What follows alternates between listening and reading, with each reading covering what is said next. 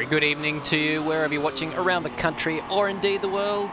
And welcome to round 8 of Apex Rear Wing's 10th season.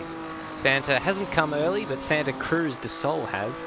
And it is the penultimate round of a very hard-fought championship. My name's Stairs. I'm once again filling in for Badbird, who's still on the sick list, and it's my absolute pleasure to welcome Matt Dunlop to the commentary box. Welcome, Matty. G'day, Stairs. G'day, everyone else who's watching along wherever you may be. And this is indeed Apex Rear Wing, Season 10, round number 9, I think. 8. It is round number 9. Is it round number 8? Right, round number 3, 8. 4, 5, 6, 7. Correct, it is. And I'm not even looking at the list right in front of me that says that information. We are at Santa Cruz do Sul, back in Brazil for the penultimate round of the championship. We've got a sprint and a feature coming up for you tonight. And off the back of what was one of the craziest races I've ever seen here at Apex Rear Wing, we're looking forward to much more excitement as well here at the Brazilian track, Stairs. Yeah, what was that? 4 thousandths of a second, the closest finish. Yeah. In an Apex Rear Wing race last week at the Oval at Nazareth. A very, very different beast tonight, isn't it? Certainly is. Definitely more of a traditional track here that we're dealing with. Lots of wide expanses of runoff, a lot of fast-flowing corners as well, a lot of long, steady-state bends. So it's going to be really challenging for drivers who don't get the setup down pat, because you need to have the suspension working for you in these open differential cars to be able to get the power down and stay on the racing line all the way through some of these really wide apex corners here. A lot of tight hairpins as well, a few chicanes. There's a good bit of challenge all the way across with a bit of elevation change to boot as well. Real nice overall. Very, very, very good fun track by the looks of it. Let's have a quick look at the state of the points classification after 7 rounds. And Brenton Foley had an absolute nightmare last week with a DNF, but he did complete 75%, enough to get a few more points, which may well prove very valuable. His lead of over 70 points was cut down to just 5, with Ziras finishing second to Berto last week. So that is absolutely on for young and old. Basically anyone's guess at this point, because Foley has definitely been on the pace in the longer runs. So Ziras, although he's fastest in practice so far, Foley is not going to give up that title lead without a fight. He certainly isn't. It's unbelievably close at the top there. And with a few more races to go with big points totals up for grabs, it could really swing in either direction here. We've got the sprint and the feature race tonight. It's worth 50 and 100 points respectively. So these guys will need to be finishing pretty close to each other to keep that points battle as tight as it is. And it's pretty tight at the top of the standings in the sense that Ziras is leading in practice and Brenton Foley is second. But the margin between those two is almost 3/4 of a second. Ziras up by 0.742 in practice as it stands at the moment. As we're looking at Brenton Foley tearing around the track at the moment, you'll have to forgive me because I haven't had a good chance to research the camera angles and figure out where we are at any one time. This is turn 7 that we're going through, I've just realised. A nice little flip-flop into turn number 8, and they go into turn 9 here, which is another one of those right-handers. Very Brno-style section there, that little stadium bit. And these are those long sweeping corners I was talking about. This is the first of them, turn 10. Massively 180 degrees over the huge radius here. Not a huge amount of banking to play with either, so you're constantly fighting with the car. And you do the same back in the other direction, not as long this time from the right-hander of turn 11. And then you jump on the anchors for turn number 12 here to go back to the left. And he finished the lap off with one more corner just at past pit entry. Long sweeping left-hander like this. Very fast here. Not really able to get much passing done. Very reminiscent of the last corner at Catalunya, especially with their run-up out of the second last corner they used to have with the MotoGP track. Valentino Rossi was able to get past Jorge Lorenzo in a corner very similar to that, but they were on motorcycles, and we were dealing with some very wide 1986 Brazilian touring cars here. So if you're going to see a move done there, it's going to be probably one of the most daring moves you've ever seen. Yeah, and those top corners are absolutely going to destroy the tyres as well. So it'll be interesting to see what they do from a tyre strategy point of view. As you mentioned, 2 races tonight, races 13 and 14 of the championship. And we're using the sprint feature format, so that's a 20-minute race followed by a 40-minute race. So we have seen Foley get the better of Ziras in some of those shorter races. Next week it's an endurance race at Curitiba. Foley has said that he doesn't feel as confident in the endurance format as we've seen at the previous one at Laguna Seca, which was won by Ziras. So Brenton Foley is very eager to get the points on the board tonight as opposed to next week. Yeah, he certainly is. There's a great chance to get those points on. And even if you don't do particularly well in the sprint race early on, you'll be able to just piggyback off that grid position, move your way back up the field for the feature. So nice and short little truncated races, especially compared to what we have with Enduros. So if you make a mistake, it's not necessarily going to be round defining for you. So a little bit of a safety buffer as we watch Nether going around now through those tight left-right corners. And that one, I believe, is turn 4 into turn 5, which is another really long sweeping corner into another kink out of turn 6, like a little loop on the end of a hairpin. A hairpin by the sort of an actual physical appearance definition. It's not a particularly tight corner, but it fully doubles back around on itself, more like a carousel, like a Nürburgring style carousel, if you will. Sand banking. I don't know. I'm trying to draw some sort of... I'm trying to describe how this track looks because we haven't had a circuit map up on screen yet. You'll see it very... But that is I'm just trying to rationalize because there's some very interesting corners on this track for sure. Yeah, and we'll probably have a bit of a chat about those at some point because I think you and I are very much in agreement about some of these corners probably shouldn't be counted as corners. I think, where are we now? Turn 13 and 14, I think, which by all accounts should just be considered one corner. And it's just like a continuous radius left-hander.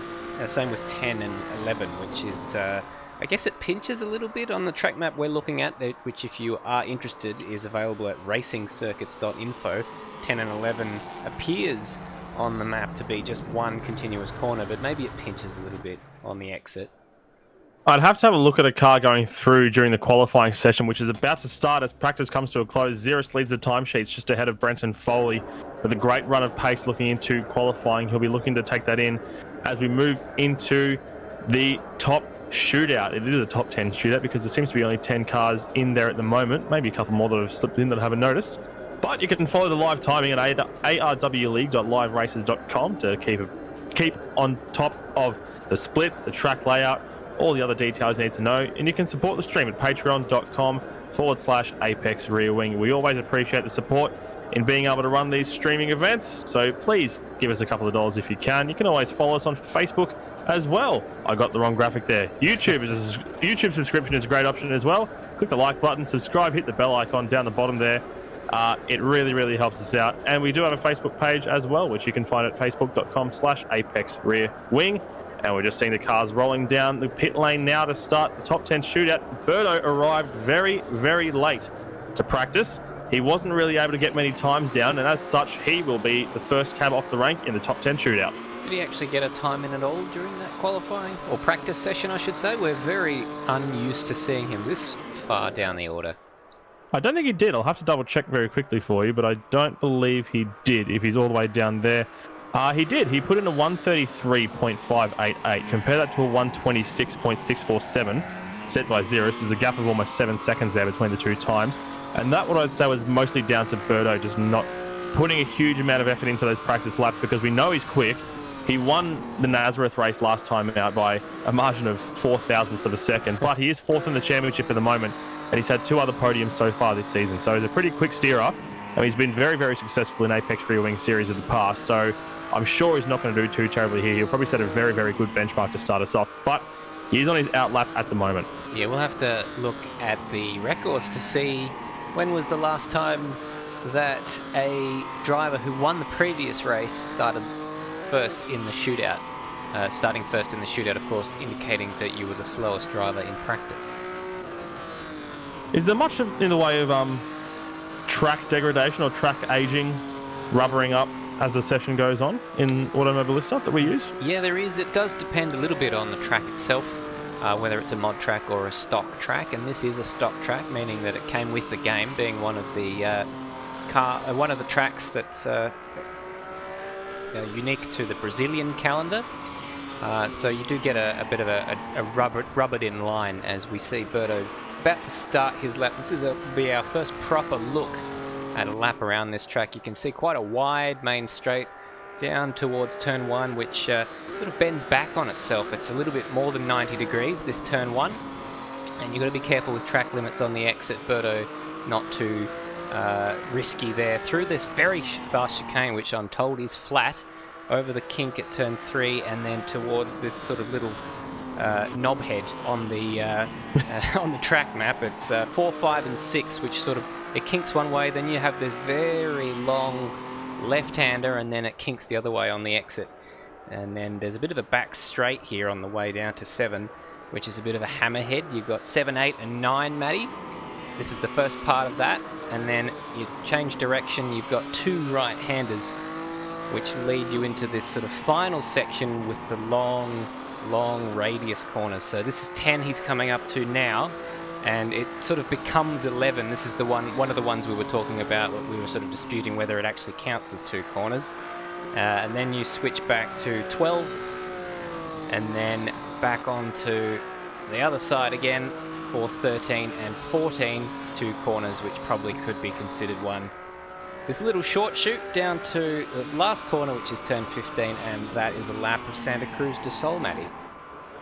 Yeah, I was just having a look at the onboard there. As he crosses the line, he's going to post a time of a 1 minute 28.23. So he's improved quite a bit from his qualifying pace, but there's still a time off what Ziras did in practice. So we'll see how that shapes up as the rest of the drivers filter through.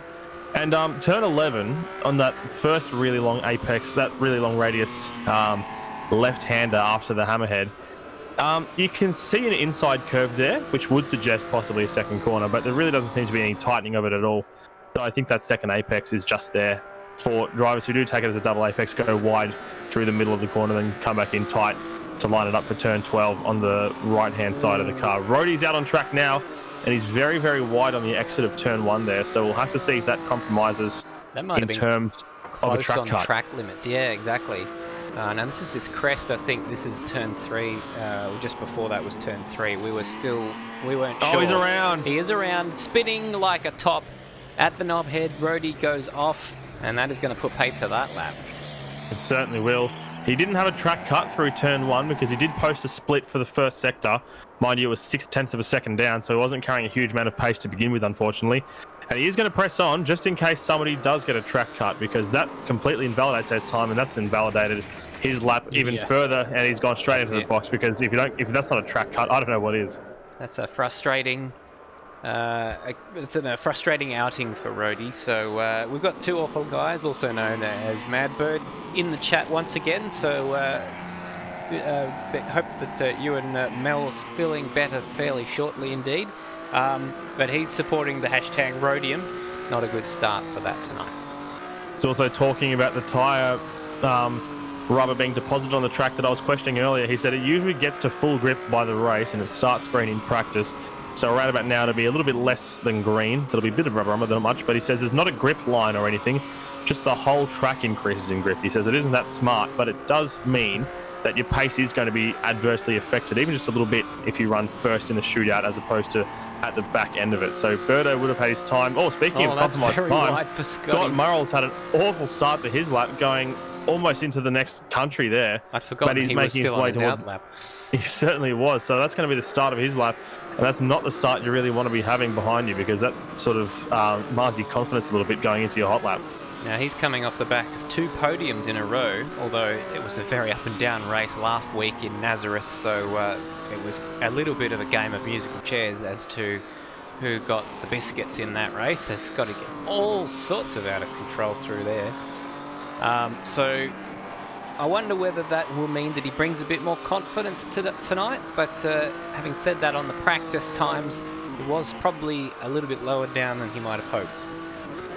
Yeah, he didn't have a huge amount of pace in practice for his standards especially, and he's not doing too great around here, putting a lot of lock into the tyres, scrubbing them almost into every corner, especially turn 4.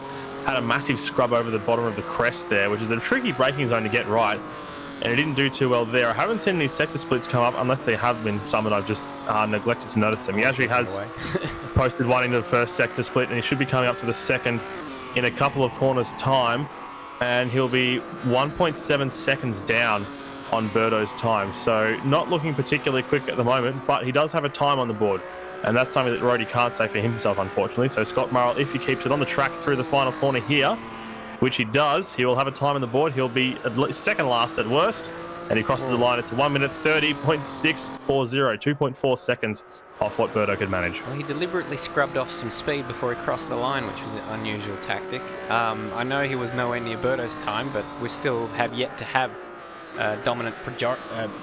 predominant majority of the field do their laps. So those couple of tenths he might have cost himself may well be the difference between 1 or 2 positions. You never know. You might say interesting tactic. I say I think he just forgot where the finish line was. Celebrate a little bit too early. Bagsy through the first sector. 0.437 down on Birdo's time, so not able to match it, but doing a little bit better than Scott Murrell was this time last lap. Yep, so Bagsy's another driver who probably could be considered a bit unlucky not to pull a result out of last week. I'm just trying to remember where he did actually finish. I remember him getting a bit of bad luck and a bit of good luck. So 5th was probably lower down than he might have been hoping, given it was his track last week. Yeah, it's one of those races that you never sort of expected anyone to do. Well, towards the end, you had no idea who was going to do what. It was, like you said, a game of musical chairs. Brand new rig for Bagsy tonight that he's racing with, so that may well give him a bit more of a stable base from which to operate his craft. He's 9 tenths down on Birdo. Now, we're used to seeing the first benchmark getting beaten fairly quickly, but because Birdo was the one who set that first benchmark, he's of course no mug. It might be a couple of drivers before we actually see this time go. Yeah, he hasn't been... I don't think he's put a pole position down just yet, and Bagsy's finished with a 1 minute 29.386. So 1.1 and a bit seconds behind Birdo, so not too bad considering. But like you said, that benchmark from Birdo is quite a way in front of the rest of the guys who've been out so far, purely by virtue of him finishing so low down in practice. So Roadhog's going to be coming out now, and his best finish so far this season is 5th, which he's achieved a couple of times at Casbah Mill, his own track, and also at Mosport earlier in the season. So he's pretty quick. We can expect him to do fairly well here, place himself somewhere in the midfield. Hopefully, if he likes this track, he'll be able to make his way a little bit further up. Yeah, in the practice session, Roadhog was in the 28.1, which he was able to replicate that. Oh, that's very, very wide, and he's gone off the track and into an invisible wall, and that is going to put paid to his lap completely. Is he going to try and continue, or will he exit back to the pits? He had a huge track cut through the exit of turn 2 there, and he surely can't continue this lap now. I reckon he'll be sending it straight back to the garage after that. He's still out on track, and there he goes. So no time from Roadhog, unfortunately. Netherelmian now has a very long... this is the same corner where Goofball just went off. Nether probably would have seen it happen right in front of him as he rolls through the knob head, as he referred to it, which I now will be doing the exact same on his outlap. So that turn 3, we were talking about it earlier. It doesn't really happen at turn 3, that kink on the run into 4, but I think it does unsettle the car just a little bit to make that that second straight, if you will, between the chicane and the knob head, just that little bit more challenging. Good to see Nether back after a fairly crashing week for him last week. He had the strategy absolutely nailed, and then we had a red flag which completely null and voided his excellent strategy, and I reckon he was on target for a win until that happened, and then he was just absolutely in the wrong place at the wrong time on the restart, and ended up with a DNF as a result of that. So he was understandably very disheartened by that, but it's good to see him back trying again. Very wide on the apron through the final corner of the outlap. I reckon a few of these drivers must have played around with the track limits during practice to know what you can get away with and what you can't. And I've seen a couple go pretty wide there, none more so than Scott Murrell, of course, but I'm guessing that it kind of does. I know some games will throw your lap out if you cut the track immediately before you start it, but I'm not sure if AMS does the same. He was very wide through 1. It was very wide through the exit of 2 as well there, so he's up 0.005 of a second so far, but that's not going to help his cause. That will be why he was up way too hot into the knob head, and he's gone straight off the track. It's such a tricky braking zone that we're finding. He certainly is continuing because he knows the value of getting a lap on the board, but will that count as a track cut? We won't know until he gets around to the exit of turn number, 13 on our map, which I disagree with. Depending more on like turn depending 12, on the HUDs that they've got on their screens, they'll usually know if they have got a track cut. So the fact that he's continuing on says to me that he probably does not have a track cut, and I think he'll be able to beat Scott Murrell if he gets a pretty clean final couple of sectors here. So that's why I think he's pressing on with this lap, because it means that he'll end up ahead of Scott Murrell if he can avoid losing 2 seconds, or 4.5 it might not be as possible as I said. Having said that, remember Scott Murrell lifted off significantly before he got to the line. Indeed, I don't know if that's worth 2 seconds, but we'll definitely see as he comes across the line. Nice and tidy exit from Nether Elmian. What can he salvage from that? It's going to be a 1:33.364, and he's lost even more time, 5.134 seconds behind Birdo. But he is provisionally fourth, and he is ahead of at least 2 drivers who did not put lap times down. Resist is just starting his flying lap now as he comes into turn 1. We've been trying to curse him all season, then some. We've been talking this man up as long as we've been seeing him, saying this is going to be the race he wins. This will finally be the one. And he got to 4th last time out in Nazareth, very, very close to the battling guys at the front. And he's also been on the podium 3 times already with a 3rd and 2 seconds so far this season. So he's definitely quick. He's in a very quick family when it comes to apex rear-wing, brother to Ziras, of course. So will this be his breakthrough night? We shall find out. That doesn't help his case very much at all. Massive slide through turn 7. I actually neglected to catch his split through the first sector. I'm going to go have a look at it now. It was 22.028. It was purple. So he was the fastest man around so far. Not by much, though. Not by much. Not Birdo by a huge amount. was a 22.063, so it was about half of 1/100th of a second. That's all there is to it in that first sector. So the second sector split is even closer, 6 thousandths of a second there. So this is going to go right down to the wire, Matty. It certainly will. 2 awful guys, Madbird in the chat saying the knobhead kind of reminds me of Curitiba, and I thought I'd seen a similar track to this somewhere else on the Brazilian calendar. Wasn't sure if it was this one or another one. He's coming there to the line, 128.258. He's just down by 28 thousandths of a second on Birdo. Very, very close at the top. Great lap from Resist. He'll be gutted with that, though. Let's see where he ends up as the rest of the field comes through. Goofball Antics starting his lap now as he jumps into the Opala, gets on the anchors in a turn 1 and gets his flyer underway. He'll be happy to see that his new livery is visible on this screen, which is because of an update that I've installed on one of my computers. So half the time you'll see his new livery and half the time you won't. So that is the reason. If you're wondering, he's up by 1/10 and a half almost through the first sector split. Yeah, looking pretty quick so far that he is in that stealthy looking number 3. And he's been a perennial podium getter all season. There's only been 3 races where he hasn't been on the podium, a DNF and 2 6th places, apart from, of course, Nazareth, where he was not able to enter. I think he didn't enter because he wasn't a fan of oval tracks. No, it was the case as well. Last time we went to an oval in Bristol, he didn't elect to compete in that race. Not knowing that he could have just Bradburyed at any point and stolen the win, because it seemed to be anyone's game. And he's coming up to the second sector split now. He's up almost half a second. Wow. It's a great lap so far from Goofball. Yeah, the benchmark is being moved here. Goofball Antics on an absolutely stellar lap here. So when Birdo and Resist were trading milliseconds, now we're talking about half a second that Goofball Antics is going to take provisional pole by across the line. The time to beat is a 27.8, 4/10 of a second.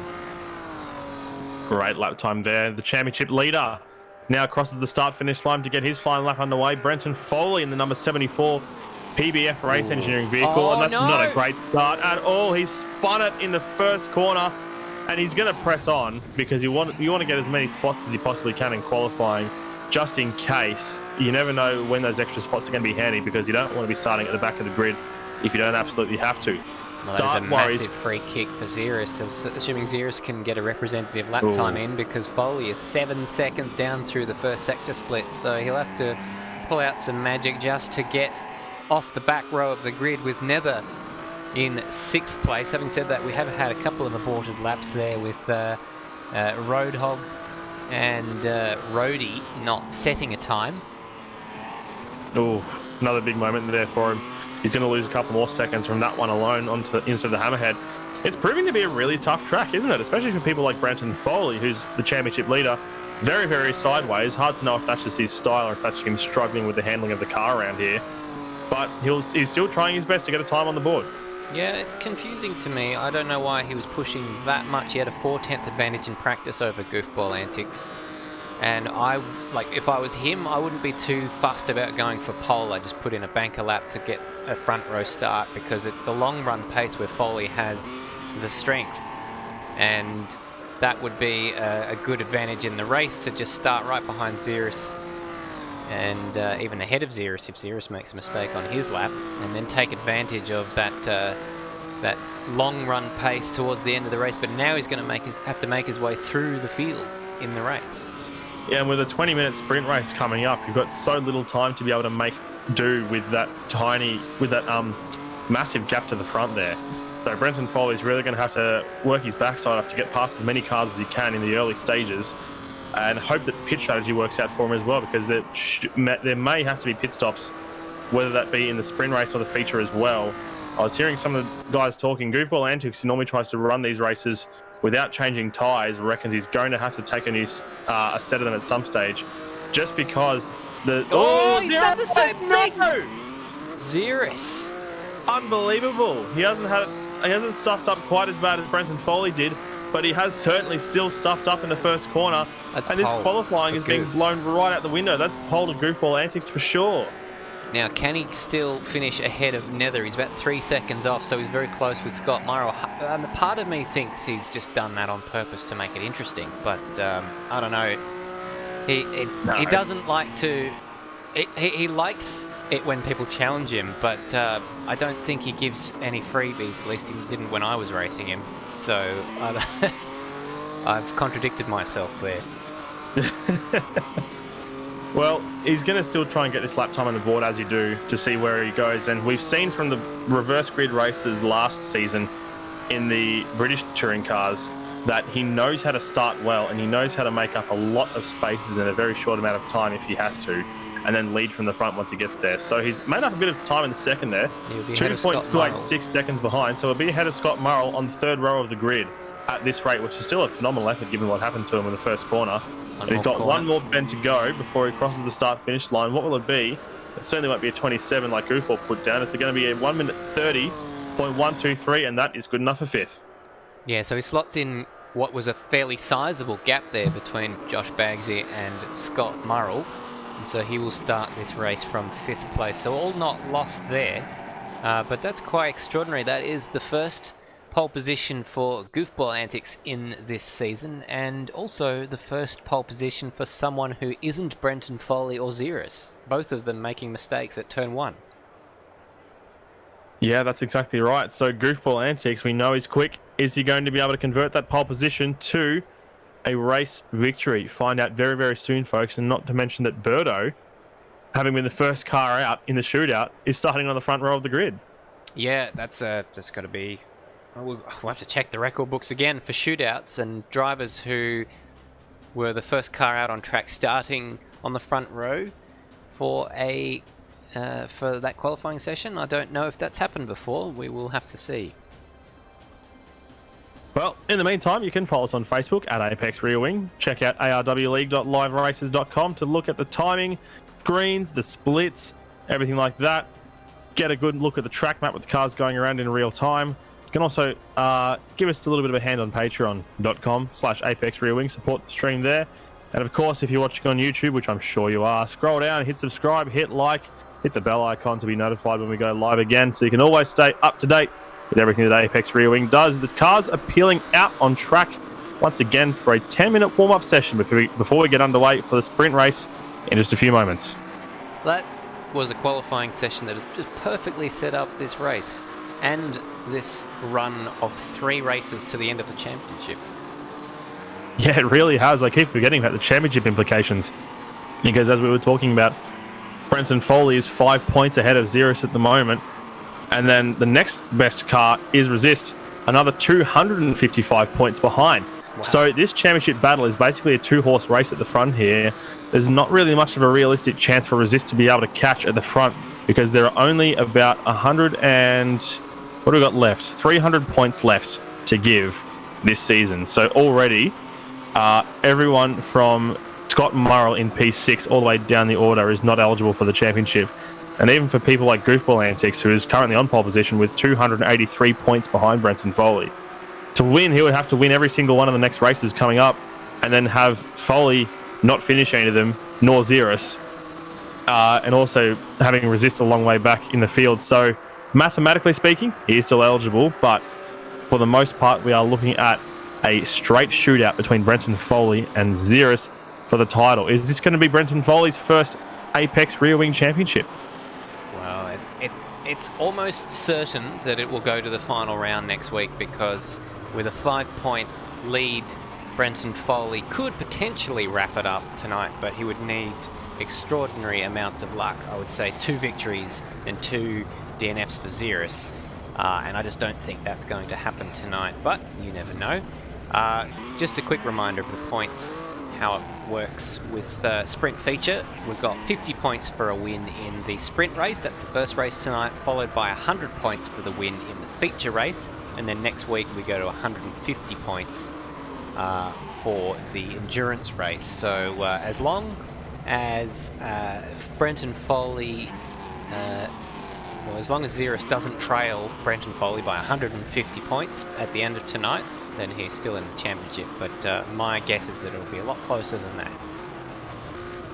Yeah, it certainly will be. And the big gaps between points standings are going to mean that it's going to be very hard to keep that close gap. I've been honestly surprised at how close the gap has been, because we've been operating, as we see a practice start get underway with Brenton Foley taking to the grass to let everyone else go through by the looks of it. What the point system that we're using is modelled on the MotoGP point system, but multiplied. So the super sprint races, which are the half-hour ones that we'll be seeing, that we saw earlier in the season at Casbah Mill and Surface Paradise, were paying 75 points for a win, so times 3. The sprint feature plays double what you'll normally see in MotoGP, so it's the same sort of scale. It rewards a win a lot more than it rewards a second place. For instance, for this race coming up, the sprint race, there's a 10-point margin between first and second. So if Ziras wins this, he will lead the championship no matter what into the next race, where we see a 20-point gap between first and second for the feature. That's a big calamity that we're seeing there on the exit of turn number 8, I believe that is, given the camera angle and the surrounds there. So big points margins at the pointy end of the field. If they both happen to finish down in the lower echelons, then the points gap start getting a little bit smaller. But we'll keep you abreast of the point situation as the race progresses and as we see where these guys are going to be sitting on the track, because it'll be wildly flipping and flopping all over the place like a fish that's just fallen out of the bath. Out of the bath? What's the fish doing in the bath? I don't know. I thought... was about to ask you the same question, as you're the one who coined the term. But yes, that difference between first and second being quite sizable is one we noted, especially last week in the endurance race, which was the very, very close finish between Berto and Ziras, with Berto just getting up ahead of Ziras. That was worth 30 points. Those 4 milliseconds in the end was a 30-point turnaround for Ziras, and has meant that Foley goes into this race as the championship leader instead of Ziras. So it's incredibly crucial wins in this championship. Sometimes I wonder how a championship would work, where instead of a points-based system, they use a time deficit-based system like you'd see in a rally. But then I remember that safety cars are a thing, so that sort of throws that out the window. Yeah, that is an interesting concept. They do that in road cycling races. And they often have this sprint finish. Usually, though, if you finish sort of in a group, then they all get counted as having finished inside the same second. And it's not... There's also they're struggling with turn 1, aren't they? Yeah, they not getting through turn 1 particularly cleanly. Have they forgotten how to road race? Apparently, yeah. Even though they've only had one race out of it at Nazareth last week out. And I've just seen Berto send his car off in a big way. Goofball Antics has done the exact same in the background behind. Here's a replay from his point of view, just to see them all having a bit of fun, I think, on this warm-up lap. And Berto just deciding to try and launch it off the bank as fast as he can through... That's the turn 3 kink that we're seeing there. Whoa. And that's the braking zone into turn 4 that he's completely avoided, as Goofball has been behind him. Madbird in the chat saying this is Goofy's first pole position since race 1, round 4 in the Caterhams season 7. That was a long time ago. By his standards, he did have quite a good season in those Caterhams, getting multiple pole positions, if I recall correctly. So I think we were talking about him back then as a bit of a qualifying specialist. Now, I'm not sure if he liked being called a qualifying specialist. I'm sure he'd prefer to be a race specialist. But nonetheless, that's what happened. He only has 4 poles, looking at our ARW records, up to the start of this season, so that would be his 5th. There you go. He's just upped it by 20%, which is a great return on investment, I would say, if you ask. And he's just circulating. He's in the pits at the moment, as a matter of fact, just waiting out the rest of this warm-up session. Why not? As they struggle through turn 1 once they're again. Not learning much in this warm-up session, are they? Tell you what, it'd be pretty grateful to be on pole position if you can avoid all that stuff from the start. Yeah, so Foley and Ziras will be a little bit nervous, mired down there in the pack. Ziras starting out of 5th, I believe it was, and Foley 8th, if memory serves me. So they're gonna their first task is going to be to stay out of trouble in that first corner, and that is going to be particularly difficult, I would have thought. Well, we've got a couple of minutes, 3 minutes before the race gets underway. I normally like to talk about Formula 1 and things like that and other racing events before we get underway.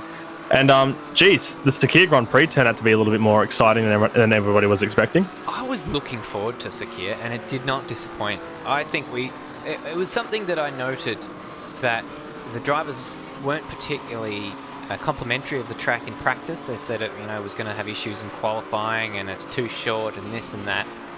And I noticed that they were complaining the same way for different reasons in Turkey, saying the track was too slippery and all that sort of stuff. For me, the point being that if the drivers don't like the track, it tends to produce a pretty interesting race. I don't know if there's anything to that, but I want to see more different tracks that the drivers don't necessarily like, because it just creates a great race. And I was so happy for Sergio. Obviously gutted for Russell, but I'm sure he'll get another opportunity. If anyone deserved their first win, it would be a man who really deserves a drive in Formula 1 and is not looking like he'll get one next year. We'll see what happens, but to be last on the first lap and come back to win, what an absolute fairy tale of a story that was. And after being cruelly denied a podium the week before with his engine expiring towards the end of the race. Absolutely right. And I think your theory about the drivers being exciting at tracks they don't like is pretty good, because they're a little bit out of their comfort zone, aren't they? So they're always going to be a little bit on edge and jittery. If they're all totally comfortable with where they were, you get very processional races because not a huge amount is going on. And it sort of harks back to the days where tracks were, very actually dangerous. And that was the main thing that was holding them back from pushing as hard as they wanted to. And the drivers with the least fear would win. And I think it's a good... Obviously, you don't want to put drivers on tracks that are deliberately dangerous for that reason. But the unfamiliarity is a good substitute for that kind of experience. And this is a theory I've had, because there's a lot of racetracks around the world that could very feasibly host very exciting Formula 1 races. Nowhere near enough to fit in 1 year, mind you. Because 23 races, which is what we have lined up for next year, is already going to be a massive stretch. Why don't they operate? I'm sure I know the reason why. It's because the countries who have the rights to Formula 1 Grand Prix don't want to get rid of them half the time. Why don't we alternate certain races? I know Germany used to do it. They'd alternate between Hockenheim and Nürburgring every year. And then you could spot certain other ones, like maybe instead of running Catalonia every year, you could run Portimao. And the teams don't get too used to the tracks, so their data, if they were bringing data from one race to the next, from one year to the next, their data would be 2 years out of date instead of 1 year out of date. So they wouldn't necessarily have all the data for their strategy that they would like to have, and so that sort of element of surprise comes in. Anytime the teams are on the back foot trying to figure out what they can do with strategy, that tends to produce mixed up grids as well. So I like your idea, because if you have 1 year to the next completely different racetracks, then it's new for the teams, and they have to figure it out. We've seen this at Mugello as well. A lot of the people were saying, they won't be able to follow too much, it's going to be a boring race, but it wasn't. And in Sakir they said, it would be processional, but we ended up seeing a lot of side-by-side action through that middle sector, which was predominantly S's. That was fantastic to see cars race like that we didn't think was going to happen. That chicane out of so there's that long sweeping. I don't remember the names of the numbers of the corners because quite frankly nobody does. Isn't that back technical section? That long sweeping right-hander into the chicane was phenomenal. George Russell's move around the outside of Bottas after the restart was incredible. I think Sainz pulled another very similar move like that as well. Unbelievable racing I was seeing through there. I couldn't believe what I was seeing for Bahrain of all places. That was phenomenal stuff. Yeah, and it's interesting, Bahrain copped a bit of flack in the early days as being a boring racetrack, but I think in recent years, even the last week's race proved, it wasn't that exciting after the start, but it was still a decent race, and it tends to throw decent races up. I'd say, in the last few years, it's been a more interesting race than Albert Park, and definitely 15 years ago, you would not say that at all.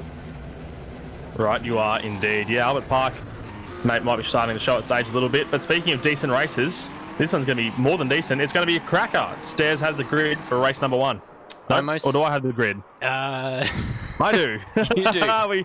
We went over this earlier on, and I've completely forgotten the order, but I have the grid for you, folks. It is Goofball Antics who's going to be starting from pole position here for the sprint race at Santa Cruz do Sul. He'll be joined on the front row by Berto in P2, who didn't post very many good practice laps. Started the top 10 shootout first off the rank and was able to convert it into second. So pretty good start from him. Can he repeat his winning form from Nazareth here tonight? Resist starts from P3 on the grid. He's looking to have a pretty good run as well in the United Somalia and Slavs racing car, ahead of Josh Bagsy in the Midas Fortnite machine in 4th. Ziras starting uncharacteristically low in 5th after that spin that we saw at turn 1 on his shootout lap, next to Scott Murrell, who was in P6, and his time wasn't looking particularly flash there, but neither was many other people, so he's finding himself on the 3rd row of the grid. Nether Elmian will be starting from 7th. He had a lot of pace last time out in Nazareth, and he had the strategy down pat. Can he use more of that strategy magic to work in his favour in the races that we have here tonight? Brenton Foley, championship leader, starting from 8th after a disastrous qualifying lap. Saw him barely post a time 7 seconds off the pace of Goofball Antics. Rhodey will be starting from P9th, having not registered a time, as will Roadhog at the back of the grid in 10th. Stairs, who have you got for the win? Well, it's hard to go past one of the two, Ziras and Foley, the two championship contenders, but they are starting back in the field. They just had so much pace in practice, so that's why I'm leaning towards one of them.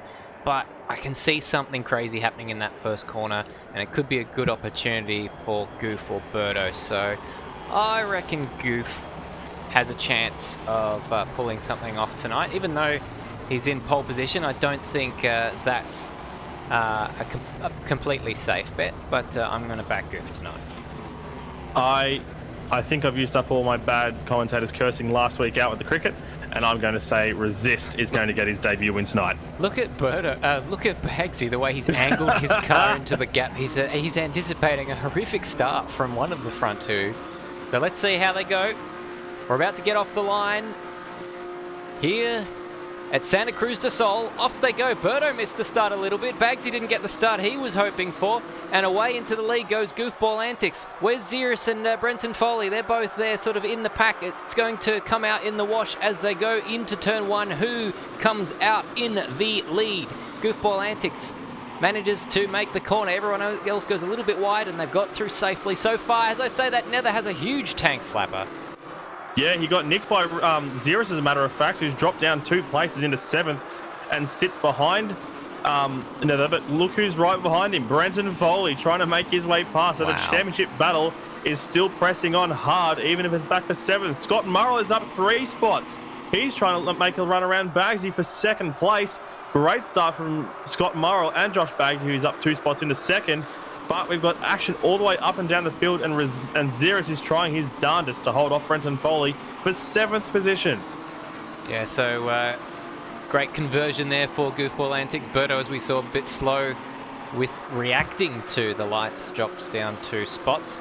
And this is the big story, of course. Ziras going 2 spots down, which means Foley is right behind him. If it was to finish where it was now, the championship would be even tighter. But he's going to try and get his way past Nether, who's never particularly easy to pass. He likes to make a wide race car, so it won't be It won't be a walk in the park. Meanwhile, Goofball Antics out to an 0.8 of a second advantage.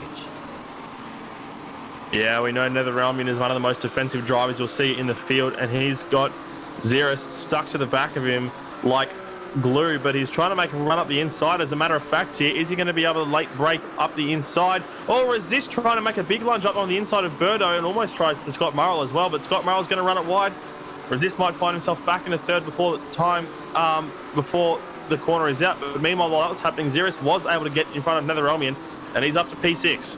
That's crucial. He's put a car between himself and Brenton Foley there. Brenton Foley still behind there, and they've all caught up to Birdo now. So Birdo had a bit of a moment ahead because now he looks like he's trying to keep Ziras at bay as Ziras gaps Nether a little bit. We've got Brenton Foley starting to have a bit of a look there on Nether, but there's no way through there. It's very much a single file line.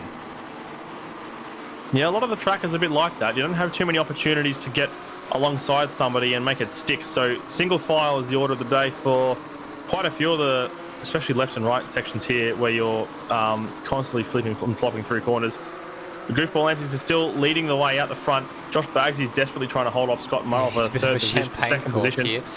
Yeah, he really is. Oh, no! Birdo's around, and Ziras is absolutely in the middle, and Nether again for the second week in a row in the wrong place at the wrong time. What absolute disaster for Nether.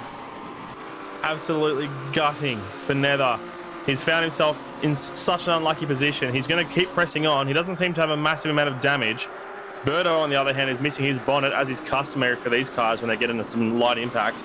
Don't know how much damage he has, but he'll be begging for a safety car anytime soon. 2 cars off at the first corner there.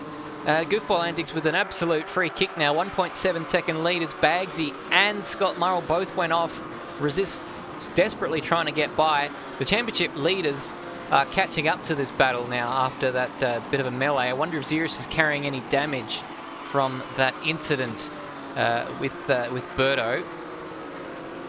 Scott Murrell tried up the inside of Bagsy through the turn 2 chicane, and he really cannot make a pass there, so he's pretty lucky not to have punted him off.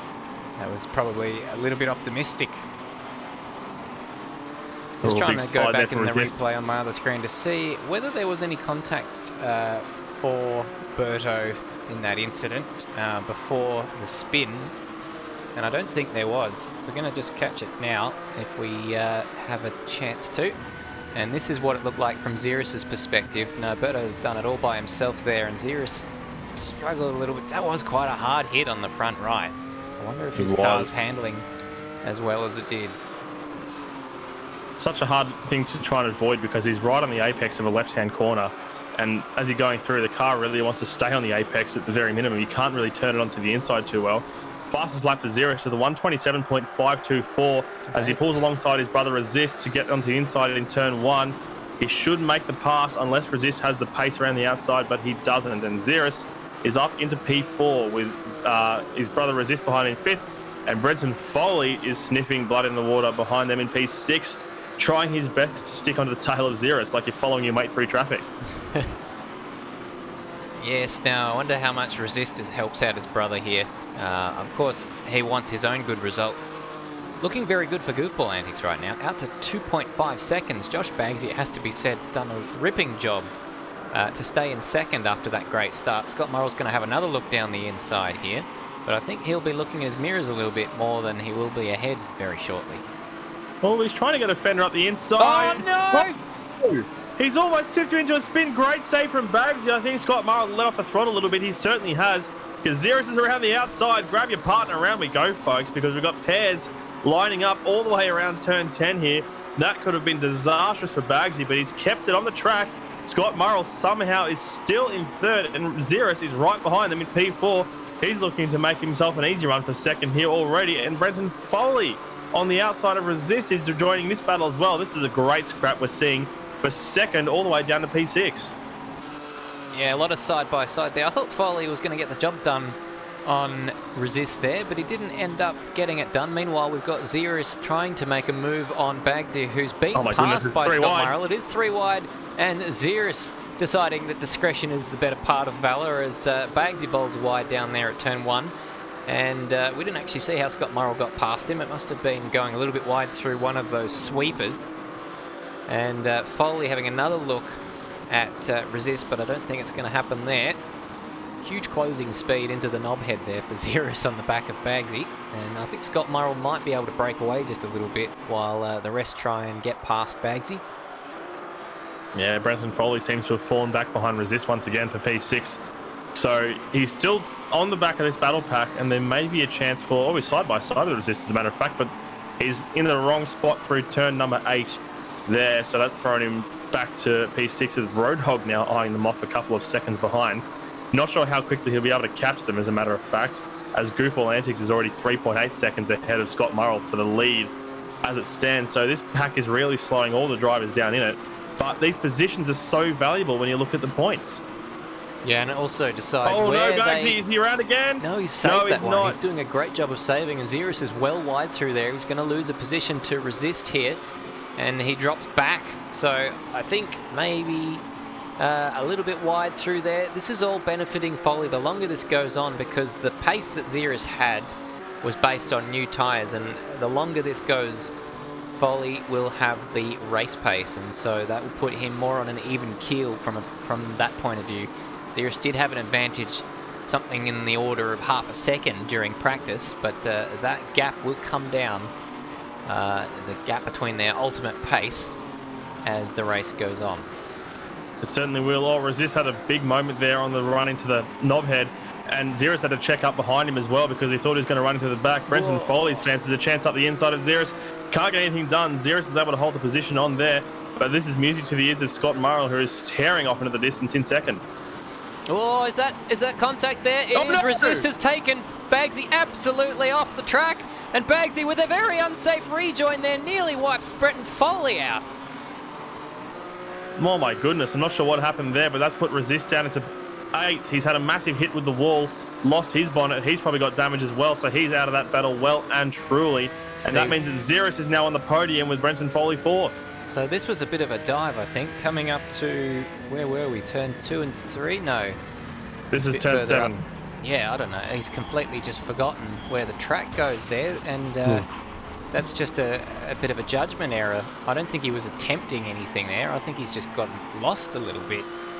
And that's unfortunately taken Bagsy out of that fight with Ziras and Foley. He's now in 5th behind them. And thankfully, neither of our 2 championship protagonists got seriously affected by that. Still Ziras leading Foley by about a second there, as Foley has a bit of a moment coming out of that corner. Bit of a moment for Scott Murrell there as well, who's now finding himself only 1.7 seconds ahead of Ziras, who will be catching him very, very shortly as we approach half race distance. So I haven't seen anybody coming in for the pits as yet, but I think Josh Bagsy has damage because he just spun to the inside of the knobhead at turn 5, and he's falling all the way back down to P7. So not a great run for Bagsy, and he's got resist all over the back of him now. Let's have a look at a replay. Here's that tricky braking zone through turn 4 that we were talking about. He was looking pretty neat and tidy so far, but just loops it with oversteer on the brakes into turn 5, pushed it to the inside of the track, and that is not what you want to be seeing. Yeah, I wonder if he's carrying any damage.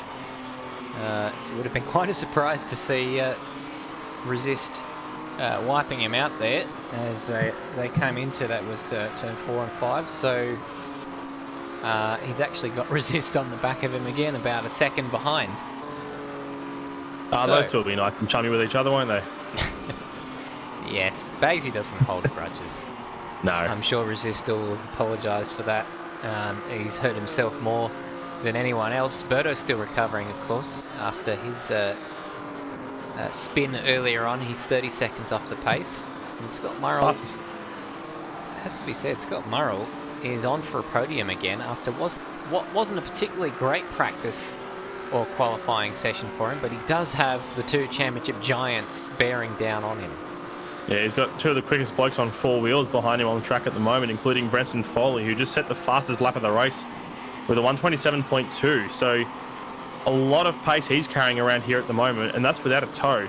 Even though it has to be said, the draft, what it does here is debatable, especially with the main straight not being particularly long here at Santa Cruz do Sul. But he's looking very, very quick. Quicker than Ziras, as a matter of fact. There's a big slide trying to get on the back of Scott Murrell, which he has done. That margin is not only under a second, it's around 6/10. So pretty soon it'll be academic and Ziras will be challenging for second position. But Brenton Foley at the moment is too far back to be able to capitalise on anything happening there. So he'll be wanting to keep the boot in as far as he can and just catch up to the back of these guys. Yeah, and Ziras will be wanting to try and get past Scott Murrell as quickly as he possibly can, because that'll put a car between himself and Brenton Foley. If he gets held up too much by Scott Murrell, then that plays very much into the hands of Brenton Foley with that late race pace. They might be able to take advantage of that. We haven't really talked much about our race leader. He's out front sublimely. He has a 3.3 second lead and has led from pole position from the start of this race. And, well, we don't want to jinx it too much, but he's doing pretty well indeed. He certainly is. Another fastest lap for the Ziras there, 127.103. So that call to arms from Brenton Foley has been answered in flying colours by the purple and green machine. Wide. Down at the knobhead, Ziras goes through, Foley goes through. We're probably going to see Roadhog go through, and indeed he does. Roadhog has managed to go past Scott Murrell, and he's going to rejoin in fifth. So that's desperately bad luck there for Scott Murrell. A bit of a freebie for Ziras, even though Foley went through as well. It meant that Ziras was able to get into second place without losing too much time. Well, that'll move Roadhog into P4 at the moment, which would be his best finish so far this season. And it might be one of his best finishes for quite some time in Apex Rear Wing. So that would be a great result if he can hang on to it. He is 6 seconds behind Brenton Foley at the moment, so I can't see him being able to put any more positions on the board unless one of the guys at the front makes a mistake. Brenton Foley is very aggressive on the understeer into some of these corners here. Those tyres will be crying out in pain by the end of this race, and I haven't seen anybody come in for stops. So I'm guessing it'll be a straight sprint in this race with no stops for fuel or tyres, but strategy will definitely play a part in the feature race later on tonight. I certainly will. You could hear them during the practice session talking to each other about what gear ratios they would be using, how much fuel they're using in the race, and whether they would be changing tyres. And being a little bit coy, there's usually a bit of jocularity going on in the practice sessions, but it was a bit quieter than it normally is tonight. I think that the stress or the tension, even though they were being very affable with each other, I think there is a little bit of tension there. That one of these two is going to win this championship, and Ziras hasn't been defeated for a very, very long time. I think you're the only bloke to defeat him, Stairs. I think possibly. It was very close with Goofball Antics in the DRM. If he hadn't crashed in the last race of that season, Goofball Antics for all money had that one completely sewn up. And that was on a basis of just raw consistency throughout the whole season as well. Yeah, this much has been like a bit we're different. seeing from at the moment. Yeah, this one has been a bit different. Foley has got this one back by victories. As far as I'm aware, I think they might even be even on victories so far. If I'll just count them up. Foley has one more. There you go. That's even more. That's even more special from Foley's point of view. Then to be ahead of Ziras on race victory tallies is a very rare thing in Apex Rear Wing. He's done a very good job there. Wide there at turn 1, that was his undoing in the qualifying session, but it was Ziras' undoing in the qualifying session too. I think he's just ever so slightly dropping back from Ziras at the moment. Yeah, I think he's happy to stay where he is at the moment, even though he would lose the lead of the championship as it stands. If they stayed where they are at the moment in second and third respectively, Ziras would move into the lead of the championship by a gap of 3 points over Brenton Foley. So it's not much of a lead, but it is a lead. Yeah, 3 points, that's nothing, isn't it? Anything could happen to break that apart. So there is a sort of a tension that happens when everything's that close, because you know every single mistake is so costly. And it is at the start of the season too, but it becomes more evident where you lose a championship if it happens in one of the last few races. Because you can sort of pinpoint that. Meanwhile, out front, Goofball Antics, my pick looking quite good. Having said that, that gap has come down to 2.3 seconds, but we are inside the final 5 minutes of the race. So if Goofball Antics can just keep a clear head, he's got a good chance of taking this victory home. Yeah, he certainly does. There won't be too many laps left now as they cross the line. There's 3 minutes 40 or so to go. I imagine that will equate to, just got to find out what 3 or 4 laps. we're looking for in terms of... About a minute and a half laps. Yeah, we're looking at about 3 laps, maybe 3 or 4 laps, like you just said. So I'm not sure how much he's actually gaining on him. So last lap was a 128.1 for Goofball Antics compared to a 127.7. So 3/10 of a second is what 3 or 4/10 of a second is what Ziras found on Goofball, and that gap's coming down even further still. It's 1.6 seconds now between those two at the front. So Goofball's slowing down quite a bit. If Ziras pushes hard, he may even be able to catch him at the end here. Have I spoken too soon for Goofball? It's the Ziras effect. When you start being aware of Ziras in your mirrors, you start to tense up on the wheel. You start to slow down because you don't want to spin. 22.1 for the first sector with Goofball Antics. Ziras did a 21.8, so he took almost 4/10 through the first sector, which is the same amount he took out on the previous lap. So that is under a second now. Goofball Antics will have a fight on his hands because there are at least 2 more laps left after this one. Goofball's kicking the back end out through that penultimate corner there quite a bit. I'm seeing him throw out puffs of smoke almost every time he goes through there. So whether his tyres are on the way out, or he's just losing a bit of losing grip, or that's just the way he prefers to drive, not doing too well for his pace, because the gap now is half a second officially as Ziras powers down the main straight with a much better run out of the final corner. With just over 2 minutes to go, there will be 3 laps left of this race, and the gap now is purely academic. There goes your prediction of Goofball's win, although he could still win it at this stage, but it's not going to be anywhere near as easy as you think it might be. The gap now is purely, as I said, academic. Look at the gap on the screen. Nothing in it. Yeah, Foley has completely fallen off the pace there. Completely different line there for Ziras. I thought he was going to wipe Goofball out. So Goofball Antics, if he wants to be popular in the Foley household, he's got to try and keep Ziras behind for a couple of laps, and it's not as easy as it looks, and it doesn't look easy. No, he's trying his best to be defensive. Goofball Antics is in the lead here, and he's sliding that car all over the place in the process, trying to do it, eating those tyres up. He'll be hoping they don't fall off any sort of cliff in the last couple of laps here around Santa Cruz do Sul. But he's doing pretty well to defend so far. Can he keep it up for the rest of the race is the question. If you can keep him behind in key spots, because there's not a huge amount of concrete overtaking opportunities at this track, as long as you can defend well through those opportunities, you should have a pretty clear run, and you should be able to hold him off. But Ziras is having a look now through the final corner. He can't really do much there. Had a look, he's backed out of it, thought better of it. He knows there's better chances to have a look, almost touches him on the way out of the final corner there. 48 seconds to go. This will be a 15-lapper as they come down the main straight. Ziras has a much better run. He's going to pull to the inside of Goofball Antics. Jumps on the 8 because he's already passed him by the time they get to the first corner. Is he going to overshoot it? He keeps it in. He makes it stick, and Ziras has moved into the lead of the race with 2 laps to go. 2 laps to go. You absolutely cover the inside there. Otherwise, he's walking through. That was an absolute invitation for Goofball, for Ziras to go through. He'll probably disagree with me because I think he very much is an incredibly clean racer, and he hasn't been particularly defensive over the years. But you know, when you're that close to a win, surely you just cover that off.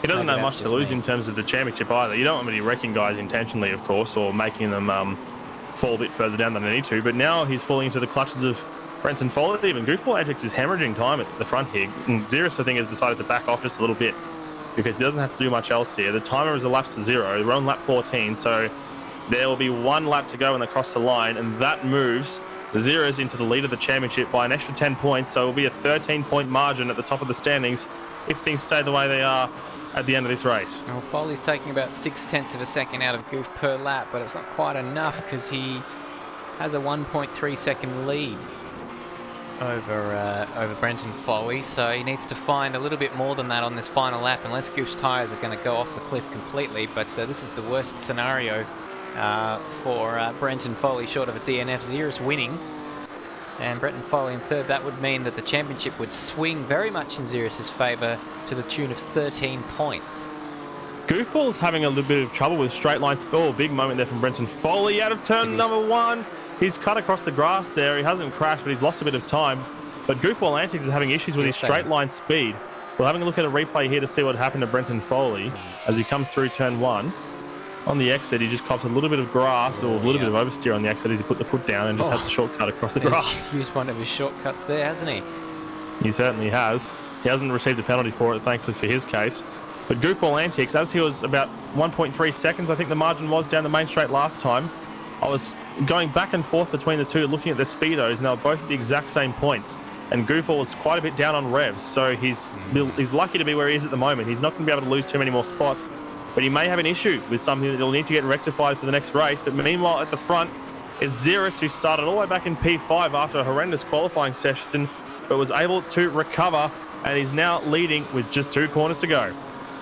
So there could be a bit of a sting in this tail with Goofball Antics potentially running out of fuel on the last lap. We'll keep an eye on Brenton Foley's progress there, but it's Ziras who's going to come across the line in emphatic style to stamp his authority on a win right now. Goofball Antics hangs on for second, and Brenton Foley will come home in third. That'll be, I haven't counted, but that'll be once again a championship lead changing result. Now behind Brenton Foley, we've got Scott Murrell with a strong result, finishing in 4th place, recovering after a bit of an off-track earlier in the race. Roadhog is going to come home in 5th place, ahead of the guys who are recovering from incidents which include Resist, who had a bit of a moment with Bagsy earlier in the race, fighting in the podium positions. He will come home to finish in 6th place, having got the better of Bagsy in the end. It looks like Alberto had a bit of a recovery as well. After spinning in the early laps, he finishes in 7th, and then Josh Bagsy will finish about 7 seconds ahead of Rhodey, who, has to be said, has done a good job. He's on the lead lap and will finish in 9th place by the looks of it, if he can just bring it back. Bagsy crossing the line in 8th, and then one more car to cross the line will be Rhodey. So unfortunately, it was a DNF for Netherrealmian as a result of that crash earlier in the race. But that means, with the 9 cars finishing, it is Ziras who takes the victory, Goofball Antics second, and Brenton Foley third. We're just waiting for some of the drivers to appear in the box with us at the moment. Brenton Foley is with us now, our 3rd place getter. Congratulations, mate. It was a rough start for you, but you were able to recover well. Yeah, I really needed to stay behind Ziras. Every time that I got to him and there was a battle, everyone fell off the road in front of us, which was a little bit annoying because I kind of needed a little bit of help to get by him, because he's got a little bit of pace on me, because I'm not 100% happy with the car at the moment. I'm surprisingly have late in the stint understeer, which is the complete opposite of what we normally get. Yeah, we know that you're normally a prolific exponent of the oversteer technique, and you were having quite a few struggles with the understeer. So the question is, how are your tyres looking by the end of those 20 minutes? Oh, they had plenty of life. Could go another hour. Could go another hour. Very interesting to know, because I'm still yet to delve into the pit strategy a little bit. Heard murmurs of a few guys talking about possibly needing to change tyres a little bit earlier than they would like. So how do you think you're going to go in the feature race? Again, it depends if I clear the car up a little bit. Ziras has consistently, I reckon, a couple of tenths on me per lap. So I've got to find something in the next 5 minutes to bridge that gap. Well, regardless, it's a podium for you. Unfortunately, you've lost the lead of the championship, but it's only 13 points, the gap at the top. So you've got plenty of chances to get that lead back, mate. Best of luck for race 2. I'll try my best. Thank you. Thank you very much. Moving on now to Goofball Antics, who almost had that in the bag. It was a fantastic result for you in qualifying, and you were leading from the front quite well, but your pace seemed to be dropping off a little bit towards the end there. Yeah, it was. I think it was just the tyres wearing. I still using the same tyres I was using in race 2 at Canadian Tyre Motorsport, and they were that good, so I thought, oh, I'll use them for this race as well. And they're just starting to get to that point where they're a little bit slippery. So I thought, let's take it easy, and next thing you know, Ziras is up my chuff. You seem to have on the second last lap a lot less pace down the main straight, with a lot less revs than, say, Brenton Foley behind you. Were you having any issues with fuel saving towards the end? No, not fuel saving. It might have just been second last lap. That was I back in second by then, or was Ziras? You were in second at that point, yeah. Oh, okay, yeah, no, I don't know. Might have just been a dodgy exit out of the last turn, yeah.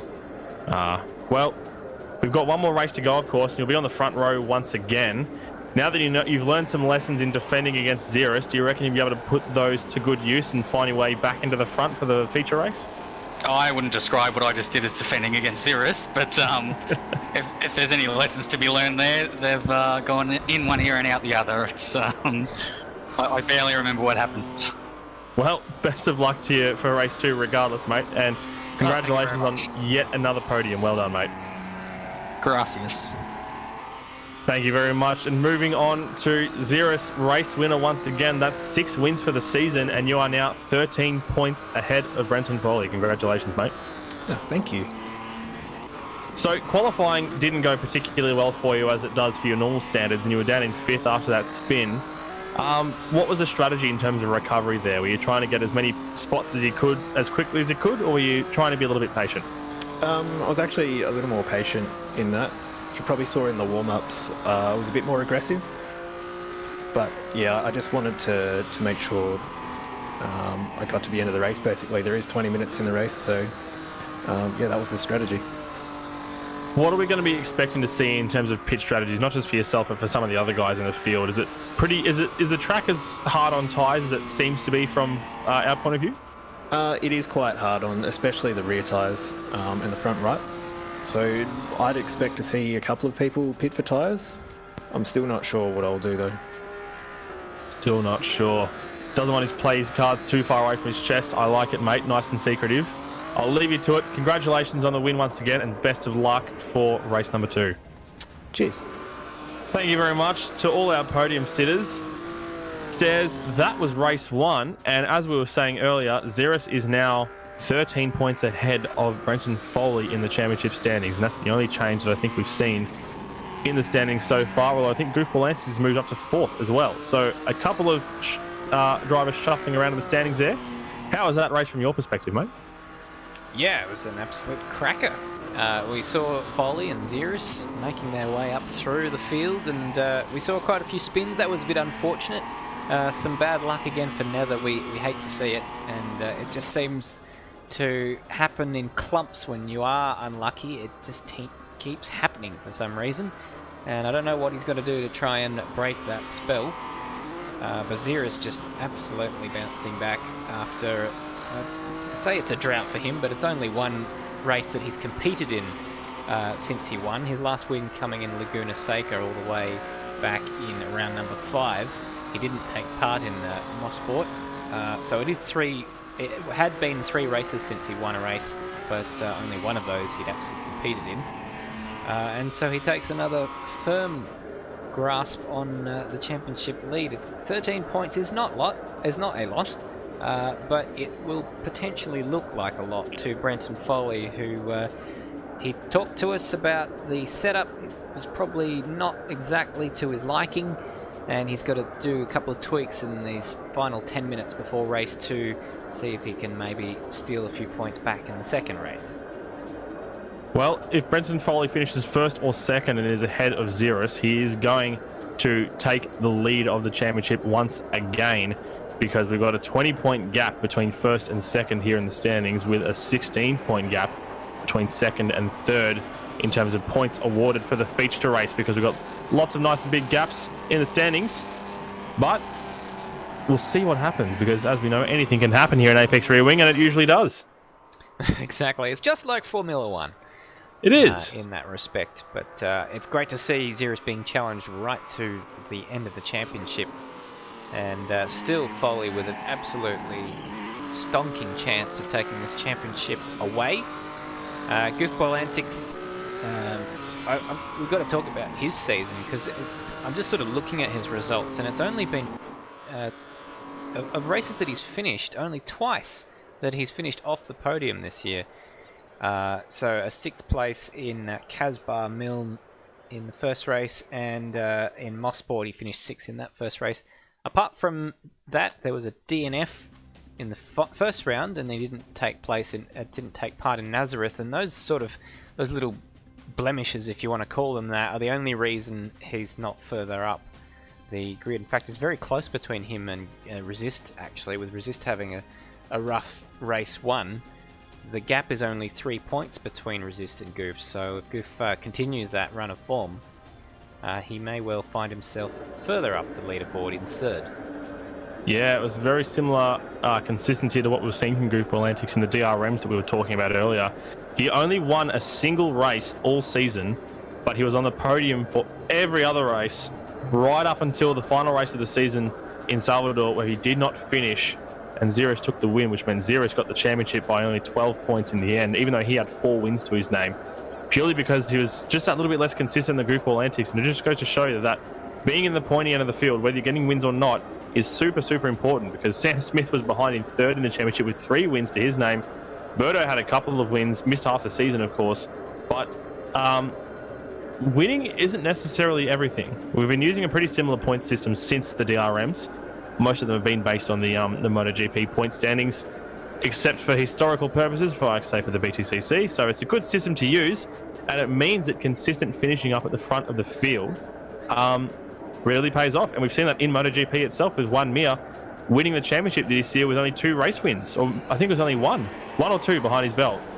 And he was very much looking like he, even if he didn't get those wins, he might have won the championship anyway, which would have been probably an accolade that he wouldn't necessarily want, to be a championship winner without a victory to his name in that given year. So that just goes to show, well, it just goes to prove your point that it is very much about consistency. Yeah, only a single win for Juan Mir in the 2020 championship. Compare that to 3 wins apiece from Franco Morbidelli and Fabio Quartararo, who, due to issues with their Yamaha motorbikes, just couldn't match it to them in the championship standings. So back under warm-up now before we get underway for the feature race in just under 10 minutes time. And we're seeing Netherelmian out on the track at the moment. Hopefully, I really, really hope he can get a good result on the board, because we've had such rotten luck for the past couple of races, especially last time out in Nazareth with the DNF he's had this time out, just gone. And he's had pretty consistent midfield results up until that point as well. So he's definitely due for a good result again soon. Oh, absolutely.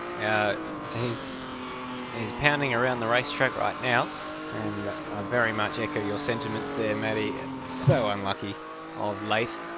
I don't know what he's got to do differently. He cannot be put to blame for what's happened to him. So he's just got to hope that it turns. I'm sure it will, and he'll get an unending streak of good luck for a while. I don't know what he will have to do differently for that to happen.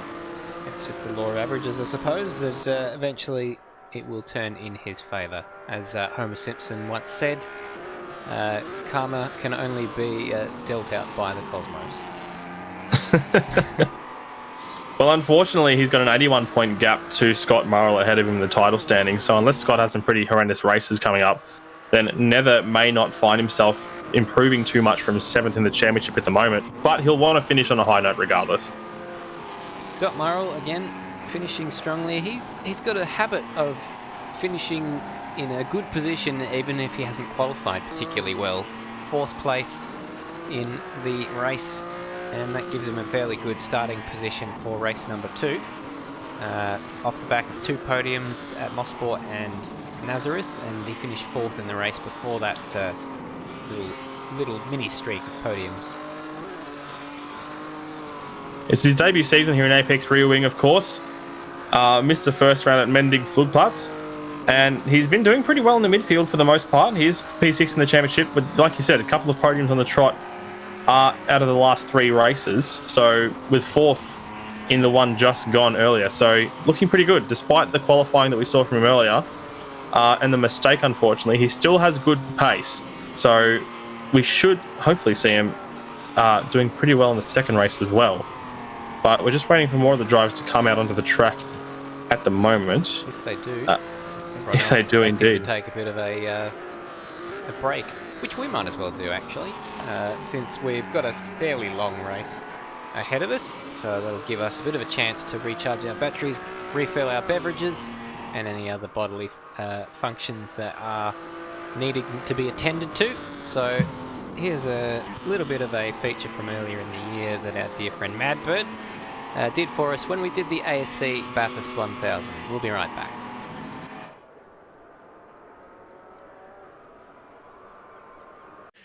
Hello, everybody. Welcome backstage for the Automobilista Supercars Championship Bathurst 1000 stream, brought to you by Apex Rear Wing. This is just to give you a little look at our setup for the race today. So we've got our big main camera here, which is shooting our desk there. So that's when we're to camera, doing our little wrap-ups and stuff. That's where we're going to be. We've got these lovely green things, just sort of fake foliage to give us a bit of sound muffling, and also some very classy flamingo designs. We've got James behind the camera, currently filming me as I'm speaking. Over here, we've got Stairs currently doing something very important before the stream begins. And indeed, he's got some gaffer tape, so we won't interrupt him. But if you just come over here, you can see the enormous setup that we have. We've got 4 monitors, one of which is a TV, on which you can see Maddie Dunlop and Josh Bagsy. Bagsy's currently completing a Rubik's Cube, so you can see we're intelligent and talented here at Apex Rear Wing. So we've got 3 keyboards. We have got 3 mice. We have got a switcher. We have got 4 monitors. We're going to have 3 computers running. If you just come down here really quick, you can see we've got 1 computer over here, and then we've got another one here, and then we've got a 3rd one over here. So lots and lots of technology back here. The 21st century, isn't it? So, and then through this door over here, if you just have we probably don't need to go in there, but if you just pop over here, James, and just have a sneaky peek through there, you'll be able to see that is our Kart FX bunker, where we've got Michael Zalavari doing some very important work on the whiteboard. So that's just a quick little brief look at the backstage here for the Automobilista Supercars Championship Bathurst 1000, and hope you've enjoyed. Welcome back, everyone, to the warm-up session for race 2 of round number 8 of this 9-round season for Apex Rear Wing's 10th season. We've just had race 1, in which we've seen Ziras reclaim the lead of the championship from Brenton Foley with victory over Goofball Antics, and Brenton Foley finished 3rd. In a race where they both had to climb a bit. They both made mistakes on the first corner of their qualifying lap in the shootout, and so they had a fair bit of work to do in the race, but it was quite a chaotic race in which they largely managed to stay out of trouble where others fell around them. Still just over 3 minutes remaining until we set the grid for the second race, which of course is determined by the order they finished the first race. Just Scott Murrell and Nether pounding around the racetrack as we wait.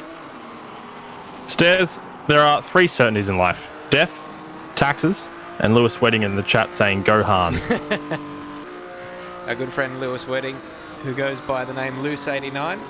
Good to have you watching along. No Hans, of course, in this race. A little bit of a meme which I think started in AMS Oz. I think it may have been. I remember doing some... I'm not sure when it started. It wouldn't have been too far away, too long ago, because Hans definitely been spending a lot of this year and last year getting back into the Sims, of course. We saw him in the ASC Bathurst 1000, which we commentated on, as Apex Rear Wing did. And we've only got, 2 minutes 40 left in the warm-up session. Scott Murrell's leading the timesheets at the moment with a 1:27.736, which is a very good time, as a matter of fact. Mind you, it's 6:10 off what Ziras was doing for the fastest lap pace last race around, but it is definitely a lot better than Scott Murrell was doing in qualifying, and not too bad compared to his practice pace as well. Two Awful Guys says, go Hans, in the chat as well. We appreciate the support for Hans. I'll pass it on to him next time I have a chat to him. Good to see some Rhodiums early on in the broadcast as well, from Ike Shepard and from Madbird. I thought Rhodium did Rhodium. I thought Rhody did actually a decent job, although he finished last. He wasn't that far off, and he was on the lead lap. And often he doesn't finish on the lead lap, and so I think he can be holding his head high with the pace that he had in that race. Yeah, now that you mention it, I think he's actually improved quite a bit since we started seeing him in When did he start popping up? It would have been... Was he here before I was here during commentary? Because he's been always... Caterham Series, I think he did a couple of races back there. Yeah. I'll have a bit of a scroll back through the records. That's right. He was in the box for some of the Caterham Series, and he jumped into the car for a few of the races towards the end of the series. So he's come a long way since then, which is always good to see. Yes. And yeah, he's on the lead lap, which is really good.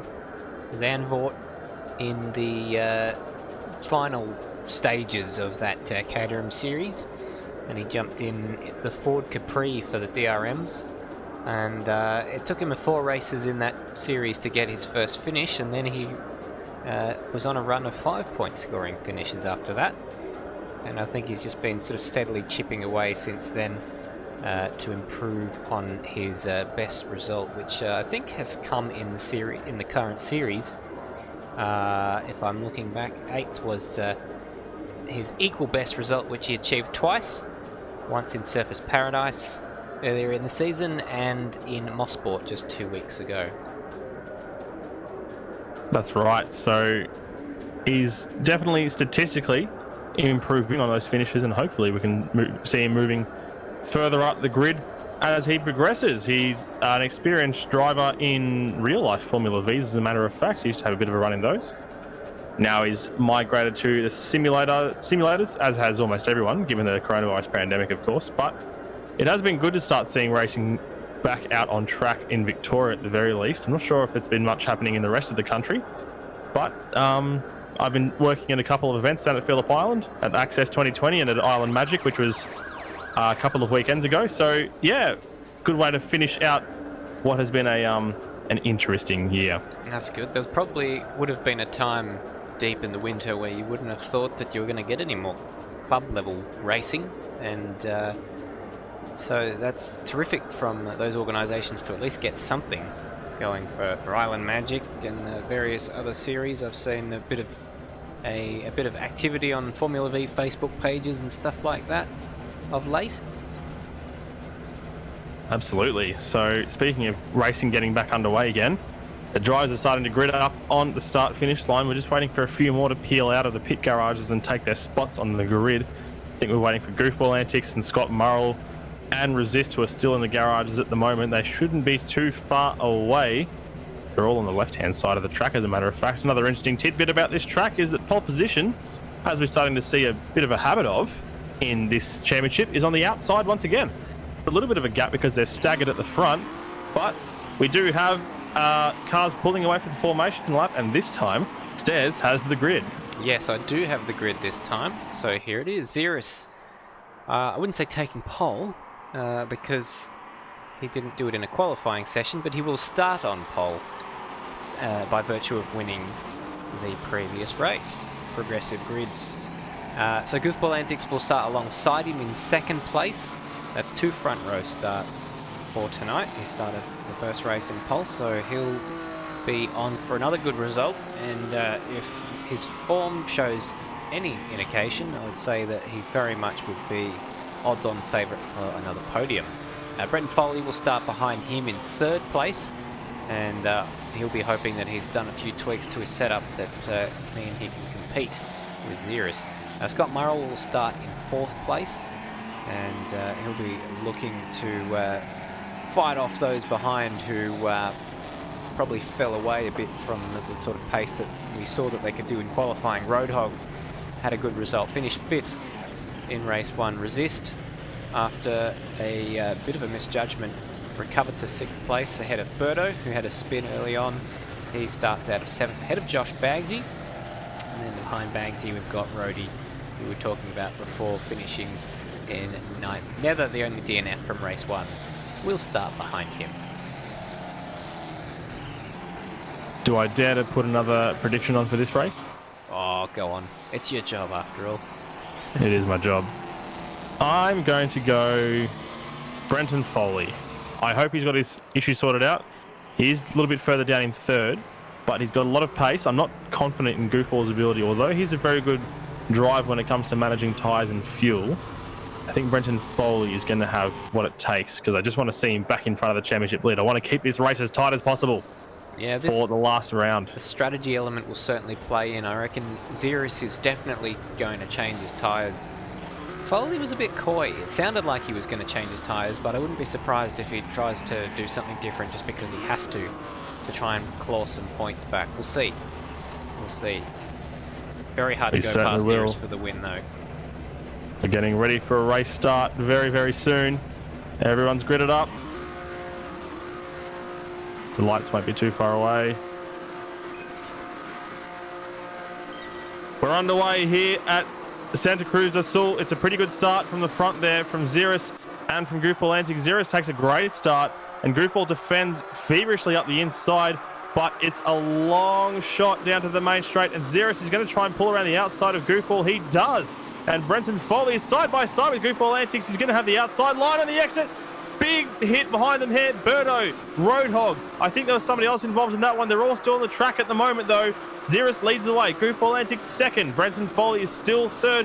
Scott Murrell fourth. The top four are unchanged as it stands at the moment, with Resist and Birdo having a great scrap here for P5. They're not finished yet. Birdo's getting stuck into the back quarter panel of Resist. Yeah, so those two will be looking to climb up spots from where they started this race. They've definitely got the pace for it. But meanwhile, huge tank slapper just on our other screen we saw from, Resist diving down the inside of Birdo. That was a bit rude. Birdo will get the switch back there. So it's all kicking off on this very first lap. Brenton Foley recovered from a bit of a slide job earlier on, but that's no surprise. He's just got Brenton Foley. Brenton Foley's got ahead of Brenton Foley. Brenton Foley's got Goofball Antics just ahead of him. Oh, it looked like a big knock there between Brenton Foley and Goofball Antics, but he's kept it on the track so far and is still defending against that PBF race engineering car with Scott Murrell right behind those guys, looking to take advantage off the back of them. But as they cross the line, as Brenton Foley goes up the inside through the final turn, I said you couldn't get it past on there. I was wrong because Goofball Antics is going to look to drop two spots there. Bump drafting. Scott Murrell is going to take advantage of this situation. Goofball Antics is going to lose 2 spots in one straight because Scott Murrell's down the inside of him. So that helped Brenton Foley out an absolute treat because he got a little burst of extra speed as a result of that. Behind Scott Murrell, I don't know if he hasn't quite got the job done. I think he does now though, ahead of Goofball Antics. They're still getting that pass done through the chicane, which is ludicrous. I don't know how these guys can still keep doing that and not wreck each other out in a massive way, but he's certainly got it done. Scott Murrell's up to P3. Foley's in second, and Ziras is still leading the way, and he's already pulled a gap of 2.6 seconds at the front. Yeah, Foley needed to do that. He needed to do it as quickly as possible because Ziras was streaking away at the front while these guys were battling each other. So Foley needs to settle into a bit of a rhythm now and try and eke back that gap that Ziras has at the front of the race. So down the field, we've got a few movers and shakers so far at the moment, apart from who we've been looking at. Birdo is up 2 spots from where he started, having slingshotted Resist and capitalised off Roadhog falling back.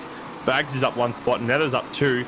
Roadhog is down 4 from that incident that we saw in the first lap earlier, and Roadie is down 1 spot. He's bringing up the rear of the field at the moment, but he's keeping pretty good touch with Roadhog at the moment. Ziras comes onto the main straight now. We're just having a look at Bagsy in 7th, holding off a big train from himself all the way back to 10th at the moment for the rear of the field.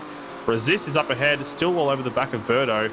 Not much passing is going to be getting done into turn 1 this time around. The gap at the front has actually come down a little bit, only to the tune of about 1/10 of a second. Ziras still leads by quite some margin. Yeah, they swapped purple sectors. Ziras got the first, Foley got the second, and then Ziras got the third one, but it's only minor differences, 1/10 of a second in it. Ziras, as Foley locks up a fair bit there and has to get a huge handful of opposite lock to save it there, so that'll certainly contribute to the understeer that he was having in that race 1 if he's locking up and sliding around like that. Did well not to lose much time there because he's only still around 2.8 seconds off the back of Ziras, so very good recovery then for him. Well, that bodes well for this race if he can keep that going. Meanwhile, back in third, we've got a good battle heating up here between Scott Murrell, who's defending that position against Goofball Antics, and Birdo behind them, with Resist trying his best to tack back onto the back of the number 13 car there and make it a 4-car train. But he is just over a second behind them at the moment. So 3 cars here, all vying for a spot on the podium as it stands at the moment. But we've still got a long way to go in this race. Only 4 and a bit minutes in. Yeah, Scott Murrell as we talked about, started in 4th, so he's up 1 spot, but it was probably Goofball Antics who didn't have the best start. And now coming under a bit of pressure from Birdo. Remember, front row start for Goofball Antics, and he tried to defend from Ziras on the first corner, but it just didn't quite go his way. Birdo is trying to make the move up the inside here, but in the end he just didn't quite get the traction on the exit and has to slot in behind as Resist gains back a few more metres. I think Scott Murrell has just gapped them a little bit. Yeah, so Foley is off the track. Foley has gone off the track and he has relinquished that 2nd place. He's relinquished that 3rd place and he is now thickly in the battle down in 4th. That's massive for the championship. I'm just trying to work out what that means at the moment. That would make it a gap of 61 points at the front if that's the way it's going to be, little darling. We're just having a look at a replay here now. He just ran it really, really wide through the knob head and just went into the gravel, which really just sucks the time out of your racing there. Yeah. And you lose a lot of time, and he's almost lost the spot to Birdo there, like you were saying. So he's down to P4, but no damage. He can still press on, and he's still in touching distance of 2nd for the time being. So not a huge loss, but that's music to the ears of Ziras, who now finds himself 6.2 seconds ahead of Scott Murrell. Huge, very huge, because that one mistake has cost him a huge amount. Remember, these second races are longer than the first race, so the amount of points that you lose proportionately is much more. So 4th place as opposed to 1st place, the gap would blow out from 13 points to 61 as it stands. So it would definitely still be on for young and old in the final race, but well, Foley definitely wants to get some of those points back right now, so he'll be very eager to retake Goofball Antics for 3rd place. He'll be very eager to retake Scott Murrell for 2nd place, and hope that he can do something about Ziras. Meanwhile, up and down the field, we're seeing some great battling at the moment. Netherelmian is doing his best to hold off Josh Bagsy for 7th position, while Roadhog and Rhodey are still in a very heated battle for 9th at the moment behind them as well. So everyone's pairing off once again. Birdo and Resist have resumed their battle for 5th at the moment. They split off from Brenton Foley and Goofball, who are now, pairing all the way up and down the field. So the only 2 drivers who aren't paired up are Ziras and Scott Murrell, who are the furthest apart from anyone else. 7 seconds is the gap. After that, you can section them off into nice and even square dancing partners. There you go, they have socially distanced. They certainly are. Very responsible from the Apex rear wing field here tonight. Yes, well, got to be very careful in Brazil. I believe they have some fairly high numbers, so even in Sim land we have to set an example. Although these don't want to catch a deadly computer virus. No, exactly not. That joke's been made COVID-19.exe has stopped working. I'm sure that joke was made ad nauseum in the mid-90s when computer viruses were a new and relevant thing to be made fun of in sitcom circles. But I like to keep my comedy dry and low-hanging. Just like my balls. Goodness gracious me. They're actually not. But anyway, moving on Glad from that, to hear. 90s sitcom computer jokes are something that very much date quickly, don't they? Especially when they talk about RAM capacities and hard drive, processor performance and all that sort of stuff. 56k modem and 128 megabytes of RAM. You'll never need to upgrade it again. That's why you buy the expensive ones, so you don't have to upgrade. That's exactly right. Oh, Brenton Foley's had a slight moment there. He's caught the inside of the grass on turn 8, which is a weird place to do it. But I guess the car's a little bit unstable as you go through that hammerhead of turn 7. Just seeing a replay now. He's in a battle between Scott Murrell and Goofball Antics there. Not much of a battle because there's a bit of space between them. And he just got it, so crossed up through turn 7. Did very well to hang on to it there. It's like a bit of rear locking maybe. I wonder if he's overcompensated for the understeer he had in race 1 and that's made his car a bit more difficult to drive in race 2. Do these cars have onboard brake bias adjustment? Well, that's something I probably should know, but I don't. So maybe that's a question for Foley at the end of the race. I'd be very surprised if they don't have some form of rudimentary brake bias adjustment, but well, who knows? I've been wrong before. Bit of a swerve down the main straight just to show Scott Murrell he means business.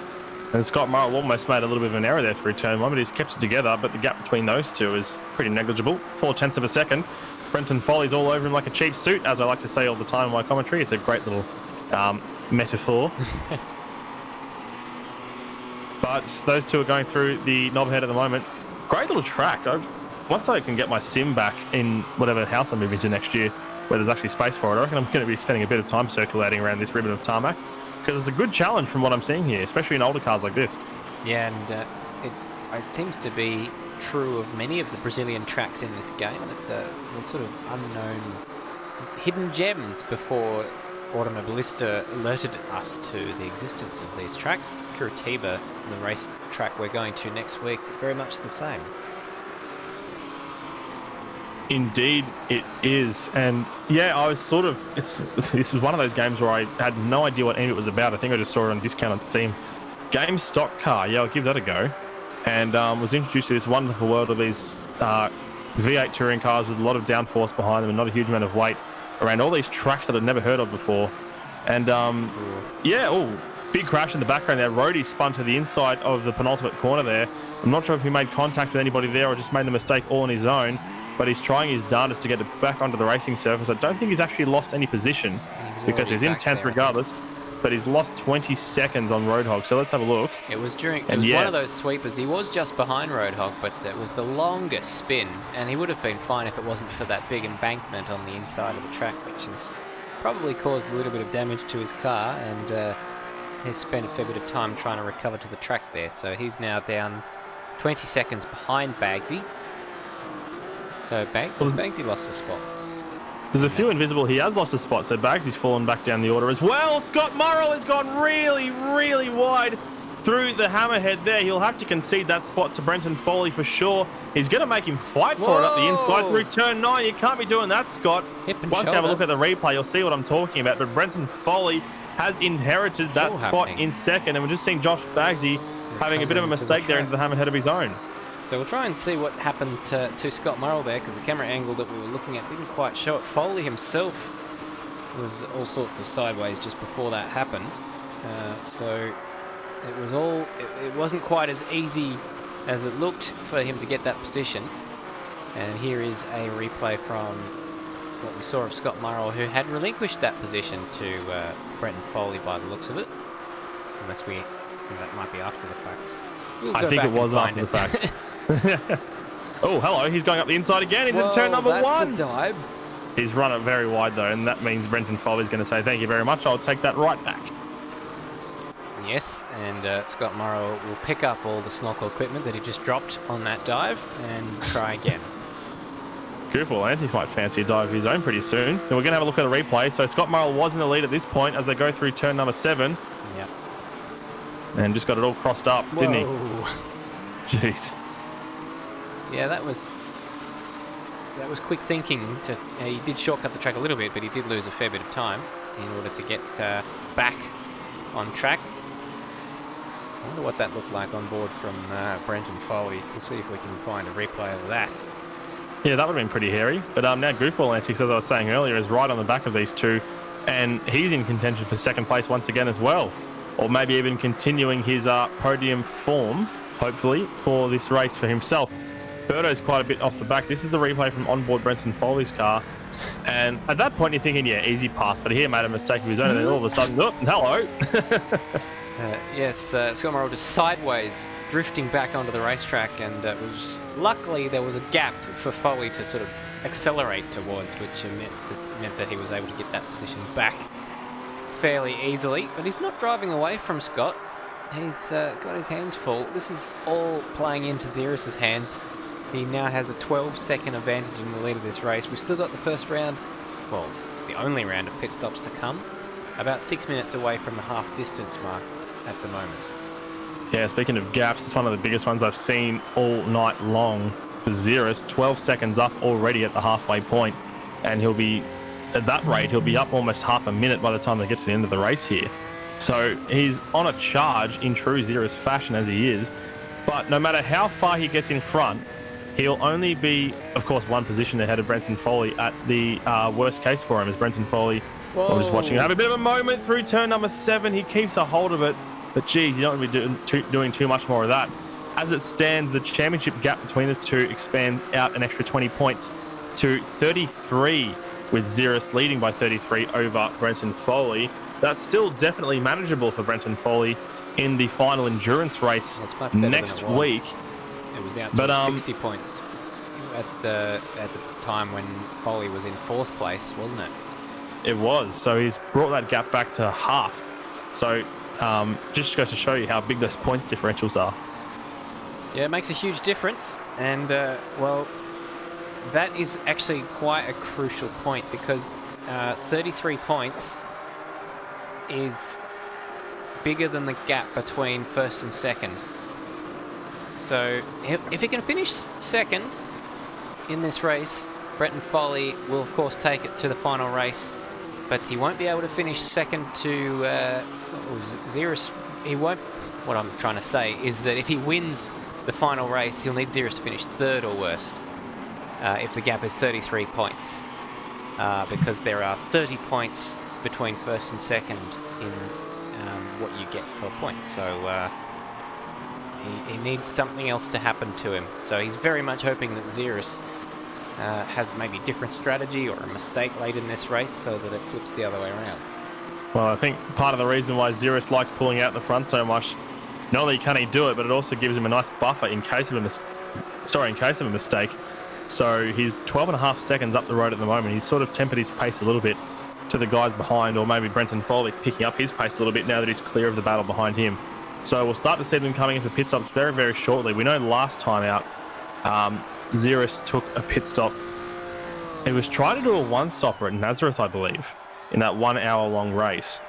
And he ended up pitting just before the halfway point. Obviously, that was a moot point because we had 1,000,001 safety cars in the second half of that race. But it just goes to show that Ziras knows how to conserve his tyres and his fuel, so he may be able to make a strategy work that the other drivers might not be able to. But we haven't seen anybody coming in yet for 2 stops. So I think a 1 stop is going to be the order of the day. Just comes down to when you take those stops, how much fuel you take, whether you change tyres, and how the field's going to look after the pit stops as a result. Ziras continuing to take time out of those behind. He was about half a second faster than Foley on the previous lap. And just every time you look at Ziras, his car is just absolutely on rails. Foley is battling to keep that car in a straight line. He absolutely is. I just saw a brief yellow flag there somewhere. Birdo's had a spin. So he hasn't called the safety car, thankfully, for the sake of the drivers and especially Ziras at the front. But Birdo's had a moment. He's down to P8 at the moment, so I'm not sure if he's made contact. Here's the replay. He's pretty far away from everybody else. He certainly has. So he's caught the dirt on the outside of the track and rotated it around.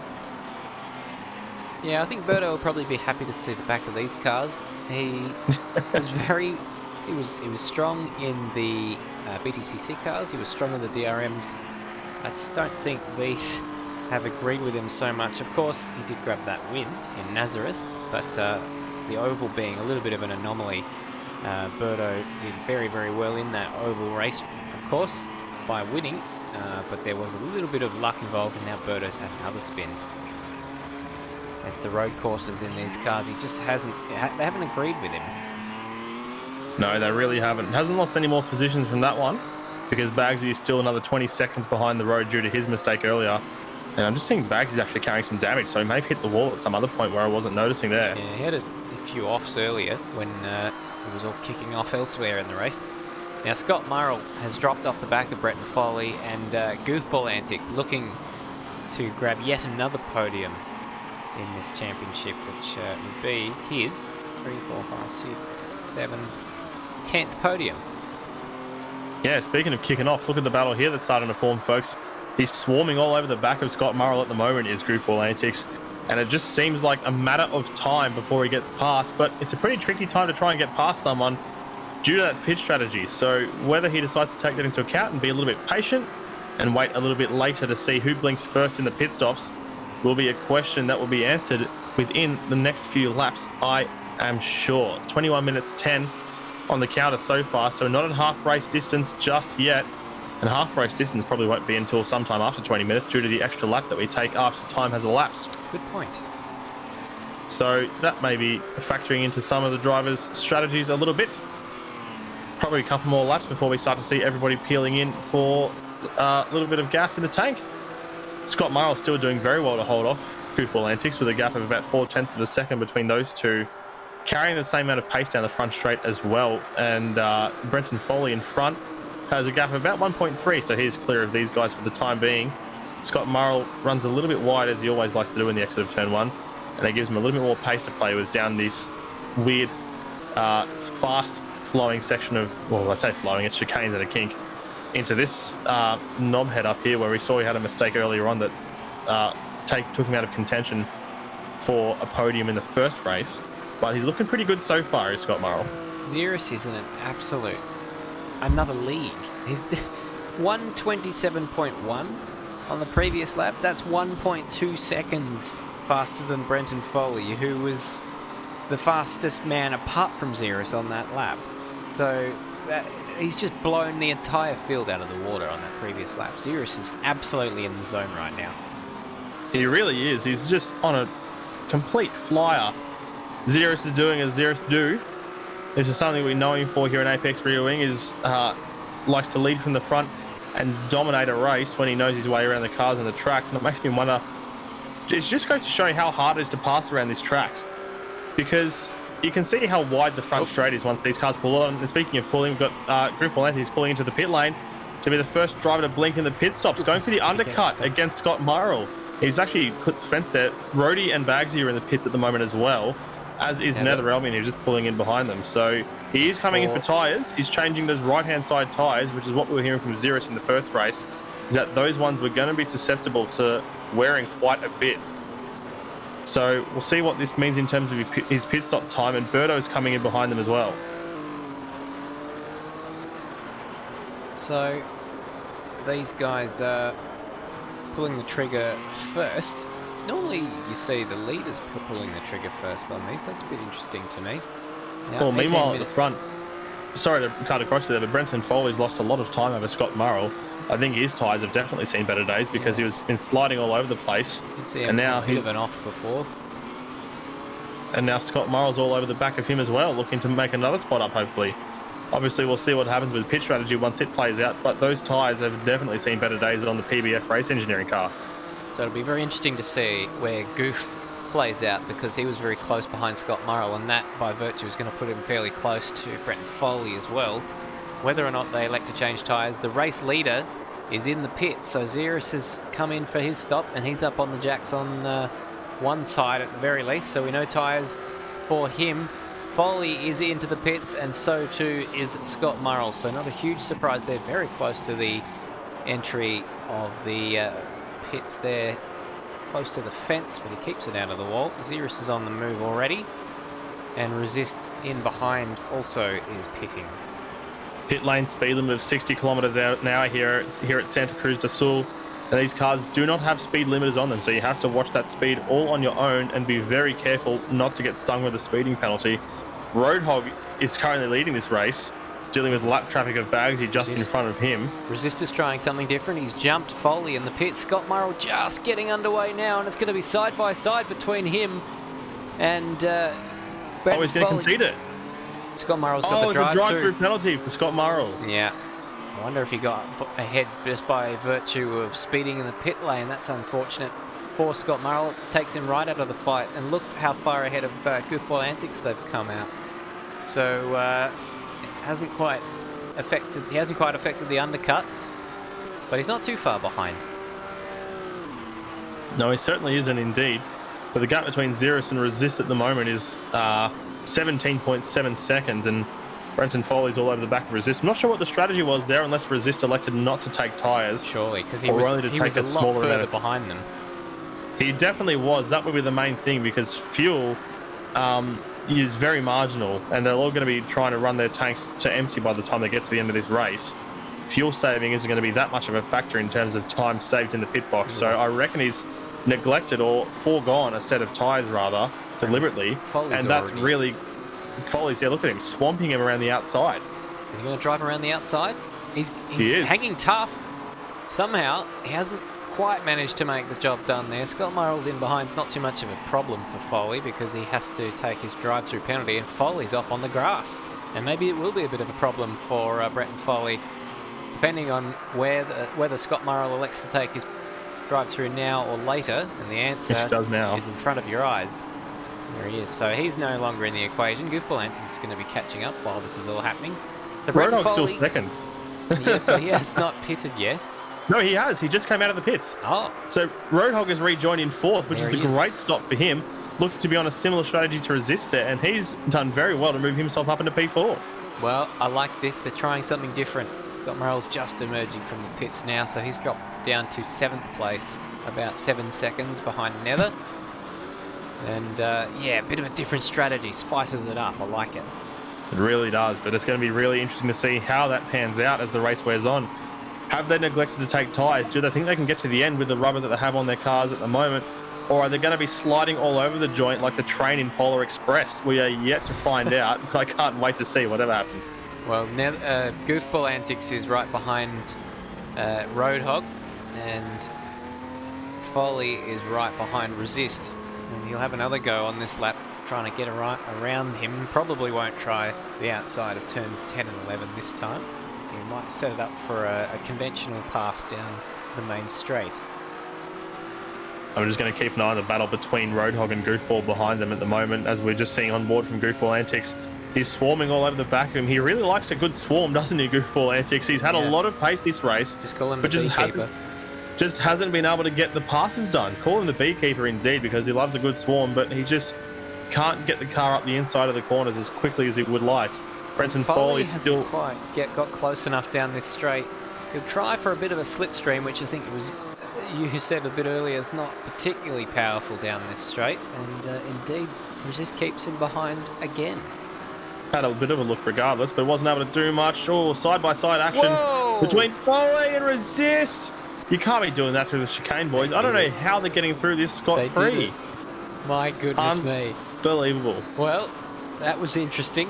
So Resist was a little bit wide through one, and that opened the door for Foley, and they were side by side.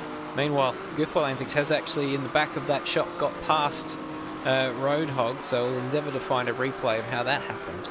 I think Roadhog made a mistake because he's fallen into the clutches of Nether now, so big gap has already opened up between Goofball and Roadhog, so we'll have a look at the replay for that when we get a chance, but Resist is still holding off Foley. So here's what happened. It's through the knob head, and he's just gone straight wide, and that will do it. Indeed. The trouble with that corner for these guys is that you've got this right-hand corner that sort of leads into the braking zone for a left-hand corner, and so the car is off balance, and it's very easy to lock up. It's so hard to get the car stopped efficiently when you've got weight shifted to one side or the other, and especially going through a corner, you just can't do it while you're braking. So lining that braking point up into turn 4 is crucial. That's why you see cars, when they go through that turn 3 kink, we'll see as these guys come up to it pretty soon now as they go down the main straight. Brenton Foley's got a lot of pace. He's going to have a look up the inside of Resist. Oh, Resist is strong on the brakes here. Foley signalled his intentions, and Resist has actually given him the space there. I think Foley had just sort of done enough to force Resist to yield there, and in the end probably Resist realised that's a bit of a losing battle that he's fighting, given that he's on older tyres. We think he hasn't changed tyres, and so Foley finds himself back in second place. Can Resist hold on for a podium? There's still 12 minutes left in this race. Goofball Antics is going to be a fast finisher. Yeah, it's going to be a big challenge for Resist to be able to stay on the podium, I think, because those tyres, call them Pete Murray, because they have seen better days. The gap between himself and Goofball Antics is 1.5 seconds at the moment, but that is due to come down if I know what Goofball Antics can drive like very soon. So Goofball Antics, well, he's got to do the job. He's got to force Resist into a mistake, but Resist has given himself a chance at a podium here, and that is all you can ask for. I was talking about Roadhog falling into the clutches of Nether earlier, and those two are now having a very tight scrap for 5th place. Nether swarming all over the back. There's a gap of 3/10 between those two, and that'll just be a matter of Beekeeper. He's back at it again. He's everywhere, isn't he, that Beekeeper? Now, while we were looking at this battle, Resist had a massive tank slapper out the back. Don't know where to look because Nether's got a run on Roadhog, but we've also got Resist falling into the clutches of Goofball Antics. Nether is going to send it down into turn 1. Can he make the corner? He just manages to, and he has made the position on Roadhog, so a nice pass there from Nether. He finds himself up in 5th place, and he's actually not that far behind these guys. No, he really isn't. The gap is only 2.5 seconds between Goofball and Nether at the moment. So There's time for him to If we- catch Resist if Resist tyres go off the cliff. And if Resist is able to defend Goofball at the same time and push him back down the field, then Nether will be like, hello, am I on for a podium here? You never know. There's still 10 minutes and some change left in this race. So with 20 laps elapsed already, I don't know what the maths is. I think we're looking at around about a 30 or 31 lap race. But watch that age very poorly. Yeah, I try not to guess these things because they invariably turn out wrong. Different lines from Resist and Goof. I think Resist is very much struggling on that old rubber. Goofball Antics. We've used that word swarm quite a bit, and it pretty much does explain what is happening here. Let's watch Resist through this final corner. This is where he had a massive tank slapper on the exit on the previous corner. Much smoother through there, but Goofball Antics sticking to him like Tarzan's grip. 130.1 for Resist last time around, and that just shows what happens when you put a lap time down like that, is that Goofball Antics moves up the inside of you like that because Resist has no pace. He's hemorrhaging 3 seconds a lap to Ziras at the front. That's how much pace he's losing, and it makes you wonder whether it would have been worth it to just take those tyres in the end. I'm not sure how long it takes to change a set of tyres in the pits here, but surely 3 seconds a lap is not worth it. Well, it did gain him the track position, and he had to give it a go because otherwise he was condemned to finish where he was, more or less. We'll see what happens with Nether, and so now Roadhog's done the same thing, and he's slipping down like Incy Wincy Spider as well. So he's in 6th place, 34 seconds adrift to Resist 31 seconds. Yeah, has a battle here for 4th position now. Nether is right on the back of him, and he's not going to be letting up for any time soon here. Now, just having a look at the front here. Ziras is 25.3 seconds ahead in the lead. Probably a good time to take stock take now. Brenton Foley behind there in 2nd, just lapping Rhodey as I speak now. And he's got almost 6 seconds on Goofball Antics, who is at the lead of this battle we're looking at now. So Goofball is 3rd, who is starting to gap Resist, as a matter of fact, for 3rd position. Resist is 4th, barely holding off Nether Elmian as it happens. By the time I get to the end of this stock take, I wouldn't be surprised if he's behind Nether Elmian. Let's just have a look. Line yeah, there for Resist as he's going to the inside. Nether's gone to the inside of Resist, who's now back on the racing line, and Nether forces his way through. A decisive pass there, and Resist cannot get the traction. He's actually gone wide there, and a great job there. That's Nether up into 4th place. Great move from Nether. Called Resist's bluff there on the inside defense. Resist said, oh yeah, bet you can't be fast anywhere closer to the apex than this. And he said, watch me. Pulled right up. Resist backed out, moved back to the racing line. And thank you very much, Nether says. He's up into P4. That would be a great result. I'm not sure how that would look for his best results so far this season. He's had a couple of 4th place finishes already at the Casbah Milne races. So they are his best finishes so far. Oh, he's having a moment. No! He's done it. I can't believe it. Justice. There is no justice. I've cursed him once again. And he's going to come under pressure from Roadhog, who, by the looks of it, is right on his tail there. I was looking at the timing screens, and they were in the same 1/10 of a second. So Nether, unfortunately, has undone a huge amount of really good work. And I really didn't want to jinx that, because it's been a long time coming with some incredibly bad luck. Oh, we've got Resist spinning around as well. So he might get that job. He might get that place back very shortly. And Resist does a great job there to stay out of the way, waiting for everyone to go by, because the last thing you want to do is start moving, and someone is sort of committed to one side. If they choose the wrong side, then that would be an absolute airplane crash. So easy come, easy go. Nether has had a stroke of good luck there. He has.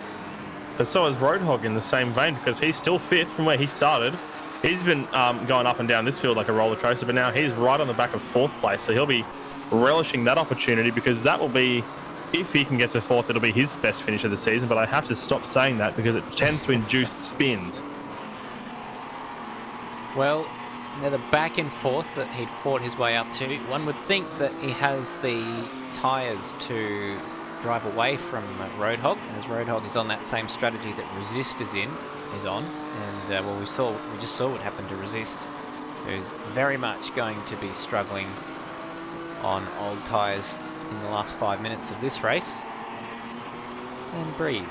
So, as you said, Matt Dunlop, Ziras is quite comfortably out front now. He has a 25-second lead over Brenton Foley, who is he's stretched that out to about 7 seconds with Goofball Antics in third. So a familiar podium, isn't it?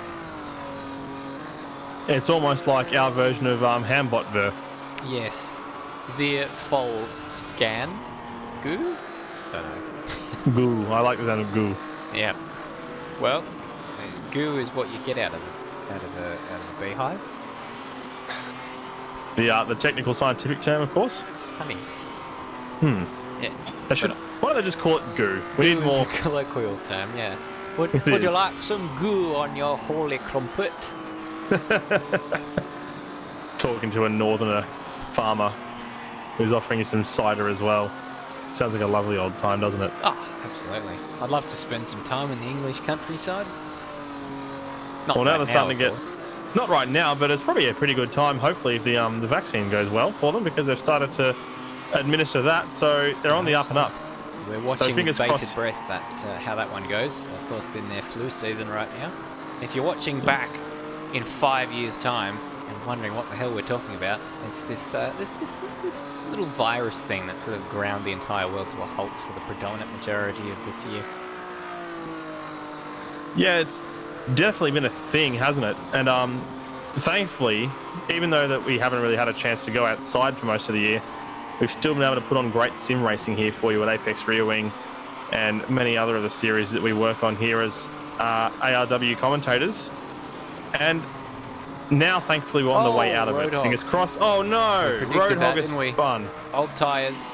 He's just having an absolute nightmare trying to hang on to this car. So, has he dropped any spots? He was behind Scott Murrell anyway, wasn't he? Or am I remembering that wrong? No, he was battling for fourth with Nether, and that's when I said, oh, this will be his best finish yet if he gets up to fourth, and then he went and did that. So that's why I need to stop bringing that point up, because it really just throws people's races away. My commentator's cursing has been, when we can go travelling again, I'm going to fly to Mozambique to see if there's a witch doctor there who can cure me of this ailment. Just don't make any comment about the flight before you get on it. No, because that'll go disastrous. I'll probably find myself swimming for the second half of the journey if that happens. So Roadhog and Resist, who were up there in about third and fourth when they came out of the pits, have slid down the order to 6th and 7th, and yeah, it's not their fault. They tried something different. Their tyres are just completely shot at this point, and I think it was Ziras in practice who kind of signalled that would probably be the case. He would have been very surprised if Foley hadn't changed tyres, and that was the conversation they were having in the practice session. That's right, and now that we only have just under 2.5 minutes to go, boy, time flies, doesn't it?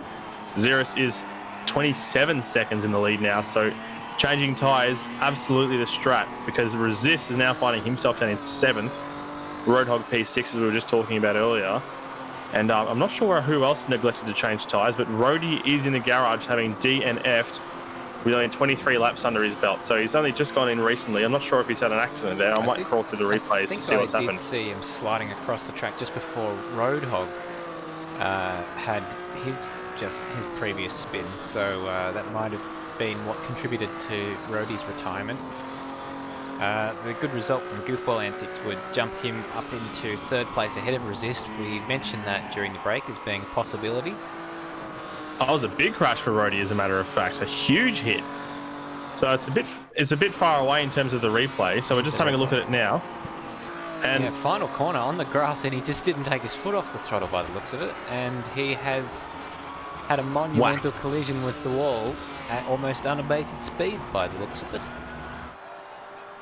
That's it, and that's it for Rody. The Rhodium dream dead. So after a strong first race, it didn't quite come together for him. We saw him spin and hit that embankment earlier on in the race. I wonder if he was carrying some damage from that incident earlier, which was affecting his handling. he very well could have been. He also very well could have been reaching for his water bottle once again. Those of you who are watching the ASC Bathurst 1000 broadcast, where Rody was trying to solo the whole 1,000 kilometres, he's pulled out of Forest Elbow, roaring down Conrod Straight, and tried to reach down to grab the water bottle between his legs. got his headphone cable tangled in it and showed us the dangers of driving while your eyes aren't on the road. He looked up and he was pirouetting through the air, having made massive contact with one of the side concrete barriers down Conrod Straight. Was able to keep going despite that massive hit, and unfortunately crashed a second time on lap 99 and bowed out of the race, having been very, very close to making 2/3 distance. So, yeah, unfortunately for Rhodey, he wasn't able to put together a fairy tale result in that instance, and unfortunately for him today, he was not able to reach the hashtag Rhodium dream that we all lust for. The timer has just hit 0, and Ziras' perfect timing, because he's just coming out the final corner. That means that we'll be just starting the last lap now. He's got not too long to go now. 3.53 kilometers of tarmac. I had to just fill a little bit of 3 seconds there while I tried to find the distance of the track in front of me, but doesn't have very long to go. It's a pretty short track here, and it's a pretty fast track, as a matter of fact, with these nice tight hairpins like the knobhead that we're going to call it now, turn 5, that he's coming into.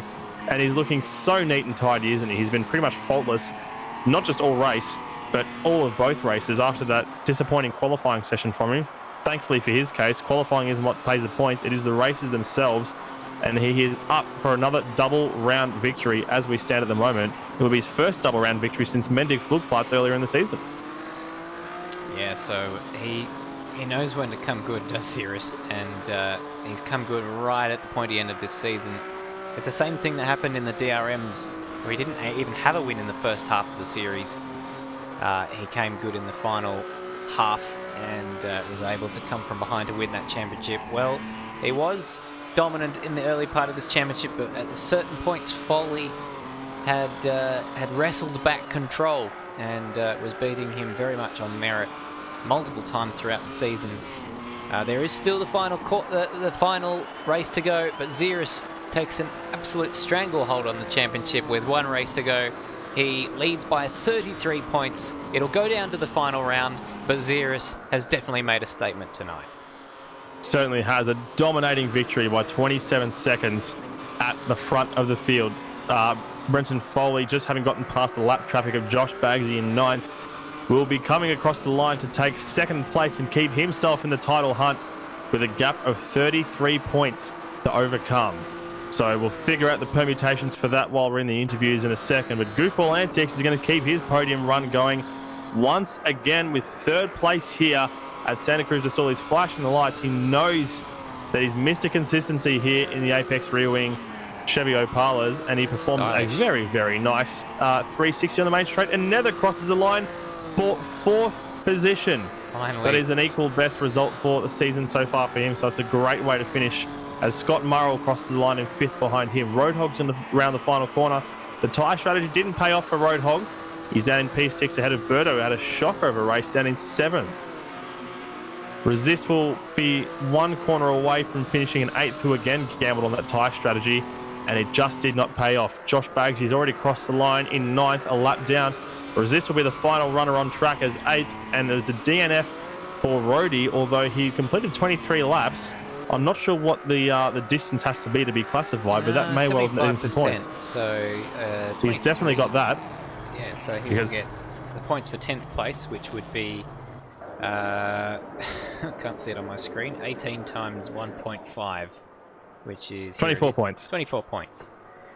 And Ziras straight into the pits. And that's the end of race 2. So that was a good race for all involved. Better for some than others. And I have the absolute delight of talking to the podium sitters. So we might start from 3rd place. Heathy, you started on the front row, so I'm sure you'd have been targeting another podium, continuing yet another incredibly consistent championship for you. You had to do a little bit of work getting some spots back after the pit stops, though. Yeah, I did. That's right. Podiums are kind of expected at this point now, aren't they? It's just if I'm not up there, I tell myself, it's not going to matter. But it'll matter. I'll be pissed off if I. Sorry, I'll be annoyed if I don't. But yeah, I had a bit of work to do. I I tried to only change one tyre, the front right, and it turns out it takes the same amount of time to change one tyre as it does two. So I still only changed the one, but I was expecting it to be about 7 seconds worth of tyre, but it wasn't. It gave me the full 14, and then 21 seconds for fuel. So yeah, it worked out in the end. Scotty giving himself a drive-through that was much appreciated. Just I would have got by him anyway, but you know, just meant less work for me to do, save some tyres, and enjoy the ride to the end. So, reflecting on this round, it's your equal best round after, including the Interlagos round with the second and third, but then a pole position as well. So, all round, you must be pretty happy with that. Yeah. Shame there's no points for pole position, but I understand why we don't do that. You know, we don't want to just hand the championship to Ziras before we even run it. So, well, we did do it last time in the BTCC cars, and a few polls, I should say, have gone the way of Brenton Foley. Yes, correct. But nonetheless, congratulations on your 10th podium finish of the championship. Thank you very much. It's getting altitude sickness up here. Well, someone else who'll be getting altitude sickness will be the other two podium sitters. We'll talk to Brenton Foley. It looks like you might have tried something different with the setup, but it just didn't quite. You just didn't quite have the pace for Ziras in that race. Yeah, I feel like I went in the right direction, but I just went a bit too much because my understeer turned into oversteer, and then it was just me being a bit silly and trying to overdrive the car for what I had under me, which led to a couple of silly mistakes. Yeah, well, we saw you having the fight with Scotty and a few of the others who were there to sort of pick up the scraps if you had a spin, and then there were a few people on different strategies that you had to make your way past as well. Yeah, that was a great battle with Resist. I was going to go the no tyre option if I had been a bit closer to Ziras, but him being, I think it was like 17 or 18 seconds ahead, it's 14 seconds to take tyres, so I wasn't going to gain track position out of doing it, so I thought I'd go the safe bet and actually take tyres this time. Interesting. Well, we saw that a few of the drivers that we know, Resist and Roadhog, did that. Didn't quite work out for them, so maybe you dodged a bullet there. Never know. I'm always a fan of trying something different if it's going to get me a little bit of track position, but yeah, look, the way my setup was that race, it probably wouldn't have worked. Fair enough. Well, 33 points, the difference heading into the final round. Anything could happen with 150 points up for grabs in Curitiba. So, well, good luck for the next round. Thanks very much. No worries. Let's turn our attention now to the race leader, Ziras, and boy oh boy, you came good tonight. An absolutely dominant performance all around. Yeah, it was. Going into it, I didn't really expect anything. I sort of expected Foley to be a little bit quicker, but yeah, that's how it turned out. I'm good on the tight tracks, I guess. Yeah, well, I mean, there's not really too much to talk to you about in that final race. You were, lights to flag victory. You must have seen a little bit going on in your mirrors in the first couple of laps, but then they were gone after that. Yeah, that's it. I just put my head down, pumped out laps, and I could see they were all fighting each other in the gaps, and that was it, really. Now, you changed tyres in the pit stop? Yeah, I changed my rear tyres. I probably should have changed my front as well, but that didn't really matter in the end. Yeah, fastest lap probably goes to show that whatever you did was the right thing, and you were pumping out some laps well faster than everyone else in the field. Mm-hmm. Well, one more round to go, Curitiba. Of course, you haven't wrapped up the championship. There's still 33 points between yourself and Brenton Foley, with 150 points left on the board, as I said. So it's very much going to be a final race showdown. It is, and I'm looking forward to that. Curitiba is not really a strong track for me, so hopefully it should be an interesting result. Absolutely echo that. I wish you the best of luck next week in Curitiba. Thank you. No worries. Now, Matt Dunlop's been sort of putting his heads together. I don't know what I'm trying to say there. He's been looking at the championship permutations, and what have you learnt?